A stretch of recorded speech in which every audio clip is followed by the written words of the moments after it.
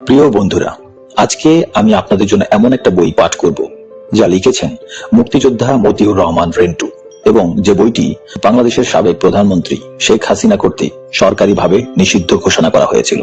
বইটির নাম আমার ফাঁসি চাই। আমি বিশ্বাস করি এই বইটি শুনে আপনারা অনেক না জানা তথ্য জানতে পারবেন, এবং আমি এও আশা করছি আপনাদের এই বইটি অবশ্যই ভালো লাগবে। এবং যদি ভালো লেগে থাকে তাহলে অবশ্যই লাইক, কমেন্ট এবং সাবস্ক্রাইব করে রাখবেন, এবং পাশে থাকা বেল আইকনটি ক্লিক করে রাখবেন, যাতে পরবর্তী যে কোনো ভিডিও আমাদের চ্যানেলে আসলে আপনারা তার নোটিফিকেশন পেয়ে যান। তাহলে চলুন শুরু করা যাক আমাদের আজকের নিবেদন আমার ফাঁসি চাই, যা লিখেছেন মুক্তিযোদ্ধা মতিউর রহমান রেন্টু। 69-এর গণ আন্দোলন, 70-এর নির্বাচন, স্বাধীনতা ঘোষণা, মুক্তিযুদ্ধ, সিরাজ শিকদার হত্যা, একদলীয় শাসন, শেখ মুজিব হত্যা, খন্দকার মুস্তাক রাষ্ট্রপতি, জেল হত্যা, 3রা নভেম্বর অভ্যুত্থান, 7ই নভেম্বরের সিপাহী বিপ্লব। 1969 সাল বাঙালি বিরচিত এক সংগ্রামের মাধ্যমে কারাগার থেকে বের করে আনলো বাঙালির অবিসংবাদিত নেতা শেখ মুজিবুর রহমানকে। তথাকথিত আগরতলা ষড়যন্ত্র মামলার অভিযোগে পাকিস্তান সরকার এক প্রহসনমূলক বিচার করছিল শেখ মুজিবুর রহমান সহ সামরিক বেসামরিক বাঙালি কিছু লোকের। কিন্তু বাংলার মানুষ এই মামলা এবং বিচার গ্রহণ করেনি। শুধু তাই নয়, এই মামলা এবং বিচারের বিরুদ্ধে তীব্র গণ আন্দোলন করে বাঙালিরা পাকিস্তান সরকারকে বাধ্য করল এই মামলা প্রত্যাহার করতে এবং শেখ মুজিবুর সহ সকল অভিযুক্ত ব্যক্তিকে নিঃশর্ত মুক্তি দিতে। তখন বাংলাদেশ ছিল পাকিস্তানের উপনিবেশ। আমাদের এই দেশের নাম ছিল পূর্ব পাকিস্তান। স্বাধীনতার পরে এই আগরতলা ষড়যন্ত্র মামলার অভিযুক্ত ব্যক্তিদের সাথে মিলেমিশে যতটুকু জানা যায় তা হলো, পাকিস্তান যে আমাদের উপনিবেশ বানিয়ে রেখেছিল এবং ধর্মের নামে বাঙালিদের শোষণ করছে, এটা তারা স্পষ্ট বুঝতে পেরেছিল। ঔপনিবেশিক শোষণ ও বাঙালিদের, বিশেষ করে বাঙালি সৈনিকদের বঞ্চিত করার বিষয়গুলো পাকিস্তান সামরিক বাহিনীর অন্তর্ভুক্ত বাঙালিদের মধ্যে কানাঘুষা চলছিল। পাকিস্তান সেনাবাহিনীর বাঙালি সৈনিকরা তাদের প্রাপ্য পাওনা নিয়ে ভাবতে আরম্ভ করেছিল। ঠিক এমন মুহূর্তে পাকিস্তান সরকার শেখ মুজিবুর সহ সামরিক বেসামরিক বাঙালিদের গ্রেপ্তার করে ও আগরতলা ষড়যন্ত্র মামলা সাজায়। এই মামলায় অভিযুক্তরা পাকিস্তান থেকে বাংলাদেশ স্বাধীন করবে এই রকম কোনো কঠিন সিদ্ধান্ত সেই সময় নেয়নি, তবে ক্রমশ নিজেদের অধিকার সম্পর্কে সচেতন হয়ে পড়েছিল।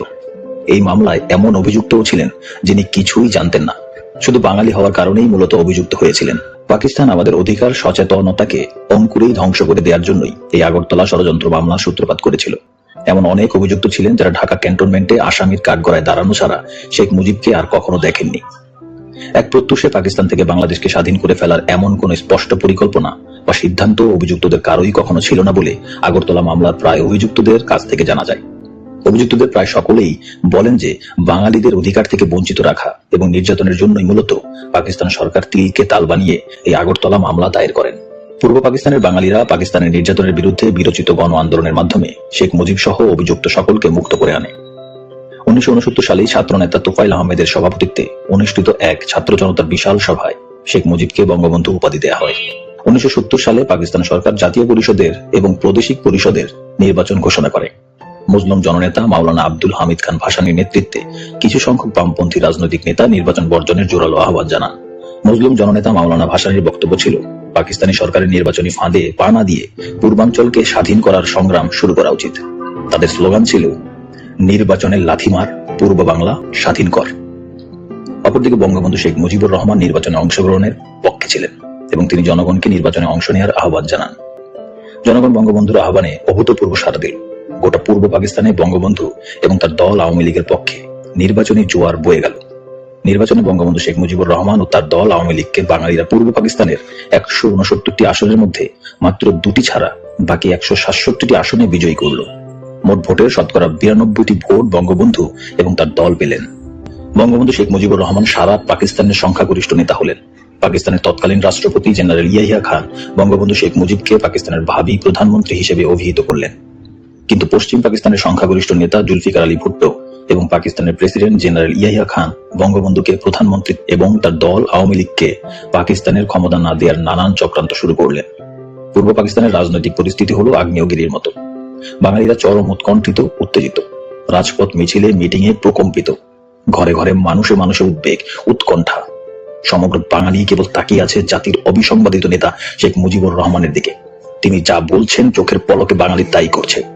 ইতিহাসের পাতায় অনেক ইতিহাস দ্রুত পেরিয়ে যাচ্ছে।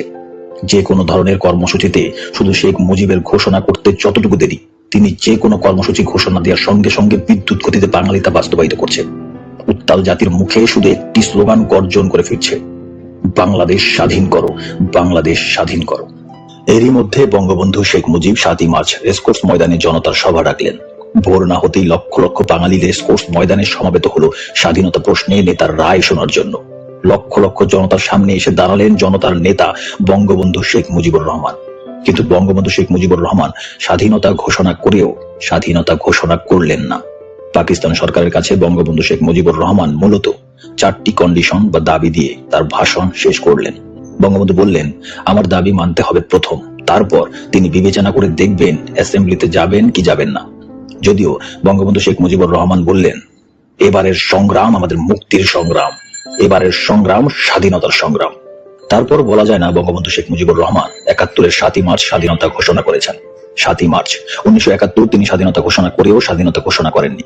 অজ্ঞাত কারণে তিনি 71-এর 7ই মার্চ পরিষ্কারভাবে স্বাধীনতা ঘোষণা না করে স্বাধীনতা ঘোষণা করতে একটুখানি বাকি রাখলেন এবং পাকিস্তান সরকারের উদ্দেশ্যে 4টি দাবি করলেন। আবার তার এই দাবি মেনে নেওয়ার জন্য পাকিস্তান সরকারকে সুনির্দিষ্ট কোনো সময়সীমাও বেঁধে দিলেন না। তবে তার নির্দেশে যে অসহযোগ আন্দোলন তখন চলছিল তা বজায় রাখার নির্দেশ তিনি দেন এবং সেই সাথে নতুন করে যোগ করলেন খাজনা, ট্যাক্স সব বন্ধ করে দেওয়ার নির্দেশ। হরতাল প্রত্যাহার করলেন, স্কুল, কলেজ, অফিস, আদালত, কলকারখানা সব বন্ধ ঘোষণা করলেন। মাস শেষে কর্মচারীদের বেতন নিয়ে আসতে বললেন। শিল্পের মালিককে শ্রমিকের বেতন পৌঁছে দিতে বললেন। রেডিও টেলিভিশন তার সংবাদ পরিবেশন না করলে বাঙালিদের রেডিও টেলিভিশনে যেতে নিষেধ করলেন। আন্দোলন তখন নতুন মোড় নিল। বাঙালি বুঝতে পারলো স্বাধীনতা ছাড়া আর কোনো গত্যন্তর নেই। কিন্তু ঠিক কবে থেকে স্বাধীনতার যুদ্ধ বা মুক্তিযুদ্ধ শুরু হবে এবং কিভাবে হবে তা নিয়ে ছিল অস্পষ্টতা ও সংশয়। কারোরই সঠিক কোনো পরিষ্কার ধারণা ছিল না। কোনো এক অজ্ঞাত কারণে 71-এর 7ই মার্চ বঙ্গবন্ধু শেখ মুজিবুর রহমান এককভাবে সুস্পষ্ট করে স্বাধীনতা ঘোষণা করলেন না কেন তা কখনো কোনো দিন পরিষ্কার জানা যায়নি।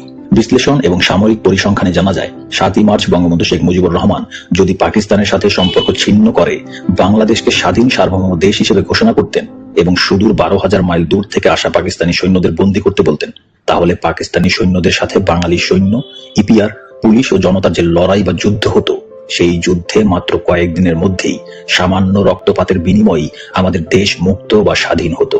1971 সালের 7ই মার্চ পর্যন্ত বাংলাদেশে, তৎকালীন পূর্ব পাকিস্তানি সৈন্য সংখ্যা এতই নগণ্য ছিল যে পাকিস্তানি পাঞ্জাবি, সিন্ধি, বেলুচ সৈন্য বাঙালি সৈন্যদের কাছে অসহায় এবং মুখাপেক্ষী ছিল। আবার এই পাকিস্তানি পাঞ্জাবি, সিন্ধি, বেলুচ সৈন্যদের অধিকাংশ ছিল অফিসার, যারা যুদ্ধ পরিচালনা করে কিন্তু সরাসরি যুদ্ধ করে না। এই নগণ্য সংখ্যক পাকিস্তানি সৈন্যকে ধরাশায়ী বা পরাস্ত করতে বাঙালি সৈন্য, ইপিআর, পুলিশ এবং 7.5 কোটি জনতার কোনো ক্রমেই সপ্তাহের বেশি সময় লাগতো না। কিন্তু অজ্ঞাত কারণে 7ই মার্চ বঙ্গবন্ধু মুজিবুর রহমান স্পষ্টভাবে সরাসরি স্বাধীনতা ঘোষণা না করায় এবং অনির্দিষ্ট সময় নিয়ে পাকিস্তানের কাছে 4টি দাবি বা শর্ত দেওয়ার সুযোগে পাকিস্তান দিবারাত্রি তাদের সৈন্য এবং অস্ত্র বাংলাদেশে এনেছে। 1971 সালের 7ই মার্চ পর্যন্ত বাংলাদেশে পাকিস্তানের যত নন বেঙ্গলি সৈন্য ছিল, 7ই মার্চ শেখ মুজিবুর রহমানের ভাষণের পর পাকিস্তান বাংলাদেশে তার সৈন্য ও অস্ত্রশস্ত্র, গোলাবারুদ বহুগুণ বেশি বৃদ্ধি করে এবং পাকিস্তানি নন বেঙ্গলি সৈন্যের সংখ্যা যখন বাঙালি সৈন্য সংখ্যার চাইতে বহুগুণ বেশি বৃদ্ধি হয়, কেবল তখনই পাকিস্তানিরা বাঙালিদের আক্রমণ শুরু করে। বঙ্গবন্ধু 7ই মার্চের ভাষণে পাকিস্তানিরা আক্রমণ করলে রাস্তাঘাট বন্ধ করে দেওয়ার কথা বলেছেন, যার যা আছে তাই নিয়ে মোকাবেলা করার কথা বলেছেন, খাজনা, ট্যাক্স বন্ধ করে দেওয়ার কথা বলেছেন, বাংলাদেশ থেকে পাকিস্তানে টাকা পয়সা পাঠানো বন্ধ করেছেন। ফলে পাকিস্তান 7ই মার্চ থেকে তৎকালীন ঢাকা তেজগাঁও বিমানবন্দর দিনরাত 24 ঘন্টা শুধু সৈন্য আনার কাজে ব্যবহার করেছে। পাকিস্তান আমাদের দেশ থেকে 12,000 মাইল দূরবর্তী একটি দেশ। শুধু দূরত্বটাই মুখ্য নয়, আমাদের বাংলাদেশ আর পাকিস্তানের ঠিক পুরোপুরি মাঝখানে রয়েছে পাকিস্তানের চিরশত্রু দেশ ভারত। এই মাঝখানের শত্রু ভাবাপন্ন বিশাল ভারত ট্রুপকে পাকিস্তানিদের বাংলাদেশে আসা কিছুতেই সম্ভব ছিল না, প্রশ্নই ওঠে না। ভৌগোলিক কারণেই অতি সহজে স্বল্প সময়ে স্বল্প প্রাণহানিতে আমাদের দেশ স্বাধীন হওয়া খুবই সম্ভব ছিল, উচিত ছিল। এমন হওয়াও বিচিত্র ছিল না যে বিনা যুদ্ধে, বিনা রক্তপাতেই আমাদের দেশ স্বাধীন হতো। কিন্তু আমাদের স্বাধীনতার জন্য কার্যকরী ব্যবস্থা না নিয়ে বঙ্গবন্ধু শেখ মুজিবুর রহমান কর্তৃক পাকিস্তানিদের দীর্ঘ সময় দেওয়ার কারণেই আমাদের স্বাধীনতার জন্য 30 লক্ষ মানুষকে প্রাণ দিতে হলো, 2 লক্ষ মা বোনদের ইজ্জতও দিতে হলো। আসলে শেখ মুজিবুর রহমান মানসিকভাবে স্বাধীনতার জন্য প্রস্তুত ছিলেন না, অথবা পাকিস্তান থেকে বিচ্ছিন্ন হয়ে আলাদা স্বাধীন রাষ্ট্র তিনি চাননি। পাকিস্তানিরা আমাদের উপর স্বাধীনতা যুদ্ধ বা মুক্তিযুদ্ধ চাপিয়ে দিয়েছিল এবং তাদের আক্রমণ ও হত্যাযজ্ঞের ফলেই আমরা মুক্তিযুদ্ধ করতে বাধ্য হই। অর্থাৎ পাকিস্তানিরাই আমাদের স্বাধীন হতে বাধ্য করেছে। 1971 সালের 7ই মার্চের ভাষণে শেখ মুজিবুর রহমান পাকিস্তানের কাছে যে 4টি দাবি করেছিলেন সেগুলো হলো: 1. সামরিক আইন মার্শাল ল তুলে নিতে হবে। 2. সমস্ত সেনাবাহিনীর লোকদের ব্যারাকে ফিরিয়ে নিতে হবে। 3. যেসব হত্যা করা হয়েছে তার তদন্ত করতে হবে। এবং 4. জনপ্রতিনিধিদের কাছে ক্ষমা হস্তান্তর করতে হবে। অর্থাৎ বঙ্গবন্ধু শেখ মুজিবুর রহমানকে পাকিস্তানের প্রধানমন্ত্রী করতে হবে। এই দাবিগুলো যদি পাকিস্তানিরা মেনে নিত, তাহলে কি আমাদের মুক্তিযুদ্ধ করতে হতো? পাকিস্তান থেকে বিচ্ছিন্ন হয়ে আমাদের আলাদা স্বাধীন রাষ্ট্র বাংলাদেশে কি হতো? কবি নির্মলেন্দু বনের মতে শেখ মুজিবুর রহমানের 7 মার্চের দাবি পাকিস্তান যদি মেনে নিত, তাহলে আর যাই হোক এই যাত্রায় বাংলাদেশ স্বাধীন হতো না। বঙ্গবন্ধু শেখ মুজিবুর রহমান ছিলেন পাকিস্তানের নির্বাচিত জনপ্রতিনিধিদের নেতা। পাকিস্তানিরা যদি শেখ মুজিবকে নির্বাচিত নেতা হিসেবে ক্ষমতা দিত, যদি বঙ্গবন্ধু শেখ মুজিবুর রহমান পাকিস্তানের প্রধানমন্ত্রী হতেন, তাহলে তো আমরা নিশ্চয়ই পাকিস্তান থেকে বিচ্ছিন্ন হয়ে আলাদা স্বাধীন রাষ্ট্র হতাম না, বা বঙ্গবন্ধু তা চাইতেন না। জনগণ কর্তৃক নির্বাচিত বাঙালি জনপ্রতিনিধিদের কাছে পাকিস্তান সামরিক শাসকরা ক্ষমতা হস্তান্তর করবে এবং বাঙালি জনপ্রতিনিধিরা পাকিস্তান সরকার পরিচালনা করবেন। এই তো ছিল বঙ্গবন্ধু শেখ মুজিবুর রহমানের প্রকৃত কথা। পাকিস্তানের সংখ্যাগরিষ্ঠ ছিল বাঙালি। এই সংখ্যাগরিষ্ঠ বাঙালিরা পাকিস্তান শাসন করবে, এটাই ছিল বঙ্গবন্ধু শেখ মুজিবুর রহমানের মূল মন্ত্র। ঘটনা প্রবাহের ঐতিহাসিক বিশ্লেষণে বঙ্গবন্ধু শেখ মুজিবুর রহমান ছিলেন পাকিস্তানের শেষ ব্যক্তি যিনি পাকিস্তানের অখণ্ডতায় দৃঢ়ভাবে বিশ্বাসী ছিলেন। ঐক্যবদ্ধ পাকিস্তানের প্রতি শেখ মুজিবুর রহমানের ছিল পূর্ণ আনুগত্য। পাকিস্তান বিচ্ছিন্ন হয়ে যাক, পাকিস্তান টুকরো হয়ে যাক, বঙ্গবন্ধু শেখ মুজিবুর রহমান কখনোই তা চাননি। আর চাননি বলেই প্রয়োজনীয় সুযোগ থাকা সত্ত্বেও তিনি পাকিস্তান থেকে বিচ্ছিন্ন হয়ে আলাদা স্বাধীন রাষ্ট্র তৈরির জন্য কোনো বাস্তব কার্যকর ভূমিকা নেননি। শেখ মুজিবুর রহমানের 7 মার্চের ভাষণ হলো ট্রিমেন্ডাস কন্ডিশনাল স্পিচ, যে ভাষণে পাকিস্তান রক্ষার শেষ চেষ্টা হিসেবে শেখ মুজিবুর রহমানের কাছে ক্ষমতা হস্তান্তরের শর্ত দেয়া হয়েছিল। আবার ক্ষমতা না দেয়া হলে পাকিস্তান বিচ্ছিন্ন হয়ে যাওয়ার সতর্ক হুঁশিয়ারি দেয়া হয়েছে। 7 মার্চে বঙ্গবন্ধু শেখ মুজিবুর রহমান এর ভাষণ ছিল বিশ্ব ইতিহাসে অদ্বিতীয় এক অনন্য ঐতিহাসিক ভাষণ, যে ভাষণে তিনি স্বাধীনতা ঘোষণা করেও স্বাধীনতা ঘোষণা করেননি। সেই কারণেই আমাদের স্বাধীনতা ঘোষণার তারিখ বা দিন এবং স্বাধীনতার ঘোষক নিয়ে চির বিতর্ক। আমরা 26শে মার্চকে স্বাধীনতা দিবস হিসেবে পালন করি। তার মূল কারণ হলো 25শে মার্চ দিবাগত রাত 12টার পর পাকিস্তানি সেনাবাহিনী ঘুমন্ত বাঙালির উপর ঐতিহাসিক আক্রমণ ও গণহত্যাযজ্ঞ শুরু করে। 25শে মার্চ দিবাগত গভীর রাত অর্থাৎ ঘড়ির সময় অনুযায়ী তা 26শে মার্চের প্রথম প্রহর ধরা হয় বলেই 26শে মার্চকে আমরা স্বাধীনতা দিবস হিসেবে পালন করি। প্রকৃতপক্ষে পাকিস্তানি সৈনিকদের আক্রমণ আর ঘড়ির সময় হিসেবে নিয়েই 26শে মার্চকে স্বাধীনতা দিবস ধরা হয়। এই হিসেবে বলি, পাকিস্তানিরা আমাদের 26শে মার্চের আগে অথবা পরে যে কোনো দিন আক্রমণ করত, তাহলে সেই দিনটিই আমাদের স্বাধীনতা দিবস হিসেবে চিহ্নিত হতো। সত্যি কথা বলতে কি, কেউই সঠিক সময়ে পূর্ণাঙ্গ রূপে আমাদের স্বাধীনতা ঘোষণা করেননি। যদিও বলা হয়ে থাকে 25শে মার্চ রাত 12টার পর টেলিগ্রামের মাধ্যমে বঙ্গবন্ধু শেখ মুজিবুর রহমান স্বাধীনতা ঘোষণা করেছিলেন, কিন্তু টেলিগ্রামের ওই ঘোষণার যথার্থতা খুঁজে পাওয়া যায়নি। টেলিগ্রামের মাধ্যমে বঙ্গবন্ধু শেখ মুজিবুর রহমানের স্বাধীনতা ঘোষণাটি তখনকার সময় 7.5 কোটি বাঙালির কেউ পেয়েছে বা শুনেছে, আজ পর্যন্ত এমন দাবি কেউ করেনি। 23শে মার্চ হলো পাকিস্তান দিবস। এই 23শে মার্চে পাকিস্তান দিবসে তৎকালীন পূর্ব পাকিস্তান, যেটা এখন বর্তমান বাংলাদেশ, এটা সহ সারা পাকিস্তানের সকল সরকারি বেসরকারি পতাকা তোলা হতো। শহরের রাস্তাগুলো পাকিস্তানি পতাকা দিয়ে সাজানো হতো এবং রাষ্ট্রীয় ও সামাজিক নানা অনুষ্ঠানের মধ্য দিয়ে 23শে মার্চ পাকিস্তান দিবস পালন করা হতো। কিন্তু 71-এর 23শে মার্চ পাকিস্তান দিবসে পূর্ব পাকিস্তানের, যা এখন বাংলাদেশ নামে পরিচিত, তথা বর্তমান বাংলাদেশের কোথাও কোনো সরকারি বেসরকারি ভবনে পাকিস্তানি পতাকা তো উড়ানো হয়নি, বরং জনগণ স্বেচ্ছায় স্বতঃস্ফূর্তভাবে এদেশের প্রতিটি সরকারি বেসরকারি ভবনে, প্রতিটি বাড়িঘরে, রাস্তাঘাটে, গ্রাম বাংলার গাছে গাছে, এমনকি বঙ্গবন্ধু শেখ মুজিবের বাসভবনে সবুজের মাঝে লাল বৃত্তের উপর হলুদ রঙের মানচিত্র খচিত স্বাধীন বাংলার পতাকা উড়িয়ে দিয়ে পাকিস্তানের যবনিকাপাত ঘটালো। পাকিস্তান দিবসে পাকিস্তানি পতাকা উড়ল না, পাকিস্তানি সৈন্যরা কুচকাওয়াজ করল না, পাকিস্তানের কোনো অস্তিত্বই খুঁজে পাওয়া গেল না। তারপরও বঙ্গবন্ধু শেখ মুজিবুর রহমান স্বীকৃত পন্থায় সোজাসুজি স্পষ্ট করে বাংলার স্বাধীনতা ঘোষণা করেননি। কি এক অজ্ঞাত কারণে শেখ মুজিবুর রহমান মুখ খোলেননি, নীরব ছিলেন। স্বাধীনতা ঘোষণার বৈধ রাজনৈতিক দায়িত্ব কেবলমাত্র শেখ মুজিবকেই বাঙালি জাতি দিয়েছিলেন। কিন্তু শেখ মুজিবুর রহমান জাতি কর্তৃক প্রদত্ত রাজনৈতিক দায়িত্ব পালন করে স্বাধীনতা ঘোষণা করেননি। ওই পরিস্থিতিতে অন্য কারো পক্ষে স্বাধীনতা ঘোষণা করা সম্ভব ছিল না, কেননা শেখ মুজিব ছিলেন বাঙালির আশা আকাঙ্ক্ষার প্রতীক। তবে পাকিস্তানিরা ভয়, লোভ, কোনো কিছুর বিনিময়ে বঙ্গবন্ধু শেখ মুজিবুর রহমান স্বাধীনতা চান না, এই রকম কোনো স্বীকারোক্তি আদায় করতে পারেনি। যদি শেখ মুজিবুর রহমান স্বাধীনতার বিপক্ষে কোনো কথা বলতেন, তাহলে আমাদের স্বাধীনতা পাওয়া ডিফিকাল্ট হয়ে যেত। অপরদিকে 27শে মার্চ প্রত্যুষে চট্টগ্রাম কালুরঘাট বেতার কেন্দ্র থেকে মেজর জিয়াউর রহমান 2 রকম স্বাধীনতা ঘোষণা দেন। মেজর জিয়াউর রহমান প্রথম ঘোষণা দেন, I am Major Jia, President People's Republic of Bangladesh. I declare independent of Bangladesh. Major Ziaur Rahman দ্বিতীয়বার ঘোষণা দেন, I am Major Jia. I declare independence of Bangladesh on behalf of our great leader Sheikh Mujibur Rahman. Major Ziaur Rahman Bengal regiment EPR police এবং জনতাকে পাকিস্তান আর্মির বিরুদ্ধে যুদ্ধে ঝাঁপিয়ে পড়ার আহ্বান জানান এবং সারা দুনিয়ার কাছে মুক্তিযুদ্ধের পক্ষে সাহায্যের আবেদন জানান। যদিও জিয়াউর রহমানের 27শে মার্চ সকালে এই ঘোষণা দেওয়ার আগেই 25শে মার্চ দিবাগত গভীর রাতে অর্থাৎ ঘড়ির সময় অনুযায়ী 26শে মার্চ প্রথম প্রহরেই ঢাকাতে ইপিআর এবং পুলিশ পাকিস্তানিদের বিরুদ্ধে যুদ্ধ শুরু করে দেয়। পাকিস্তানি সৈন্যরা ঢাকার রাজারবাগ পুলিশ হেডকোয়ার্টার এবং ঢাকার পিলখানায় ইপিআর হেডকোয়ার্টারে আক্রমণ করলে ইস্ট পাকিস্তান রাইফেল এবং পুলিশ পাকিস্তানিদের কাছে আত্মসমর্পণ না করে পাল্টা আক্রমণ করে এবং আমরা ছাত্র জনতা ওই রাতেই ঢাকার বিভিন্ন থানা থেকে পুলিশের রাইফেল এনে পাকিস্তানিদের বিরুদ্ধে যুদ্ধের প্রস্তুতি নিই। কিন্তু আমাদের রাইফেল চালানোর প্রশিক্ষণ না থাকায় আমরা পাকিস্তানিদের বিরুদ্ধে ওই রাতে যুদ্ধ শুরু করতে পারিনি। ইপিআর ও পুলিশের ওই রাতের যুদ্ধটা ছিল মূলত আত্মরক্ষার্থে। কারো কোনো প্রকার নির্দেশ বা ঘোষণা ছাড়াই ইপিআর ও পুলিশ পাকিস্তানিদের বিরুদ্ধে 25শে মার্চ দিবাগত গভীর রাতেই যুদ্ধ শুরু করে দিয়েছিল। তারপরও বলা চলে মেজর জিয়াউর রহমানের 27শে মার্চের সকালের স্বাধীনতা ঘোষণায় মুক্তিপাগল গোটা জাতি ভীষণভাবে আশান্বিত হয়েছিল, অনুপ্রাণিত হয়েছিল। বিশেষ করে যারা দেশের জন্য যুদ্ধ করার জন্য মানসিকভাবে চূড়ান্ত প্রস্তুত হয়েছিল তাদের মধ্যে জিয়াউর রহমানের এই ঘোষণা অভূতপূর্ব চাঞ্চল্যের সৃষ্টি করেছিল, উৎসাহ, উদ্দীপনা ও প্রেরণার সৃষ্টি করেছিল। বঙ্গবন্ধু শেখ মুজিবুর রহমান মুক্তিযুদ্ধের নেতৃত্ব দেওয়ার কোনরূপ চেষ্টা না করেই পাকিস্তানিদের হাতে গ্রেপ্তার হন। অজ্ঞাত কারণে তিনি কিছুটা ইচ্ছাকৃতভাবেই পাকিস্তানিদের হাতে বন্দী হন বলে অনুমান করা হয়। 27শে মার্চ থেকে ঢাকার বাসিন্দারা দিশেহারা হয়ে লক্ষ লক্ষ নরনারী, আবাল, বৃদ্ধ বনিতা পিঁপড়ার সারির মতো ঢাকা শহর ছেড়ে পায়ে হেঁটে গ্রামের দিকে চলে যায়। শহর ছেড়ে চলে যাওয়া মানুষের এই কাফেলাকে একমাত্র রোজ কিয়ামতের কাফেলার সাথেই তুলনা করা চলে। সবুজ গ্রাম আর গ্রামের মেঠো পথ ভরে ওঠে শহর ফেলে পালিয়ে যাওয়া লক্ষ লক্ষ মানুষে। শহর থেকে আসা লক্ষ লক্ষ মানুষকে গ্রামের কৃষক কৃষানী নিজের সন্তানের মতো তাদের বুকে ঠাঁই দেয়। গ্রামের মানুষ রাস্তায়, পথে, মাঠে, ঘাটে চিরা, গুড়, মুড়ি, ডাব যা কিছু সহায় সম্বল ছিল তার সবটুকুই উজাড় করে বাড়িয়ে দিয়েছে শহর থেকে আসা মানুষের সাহায্যে।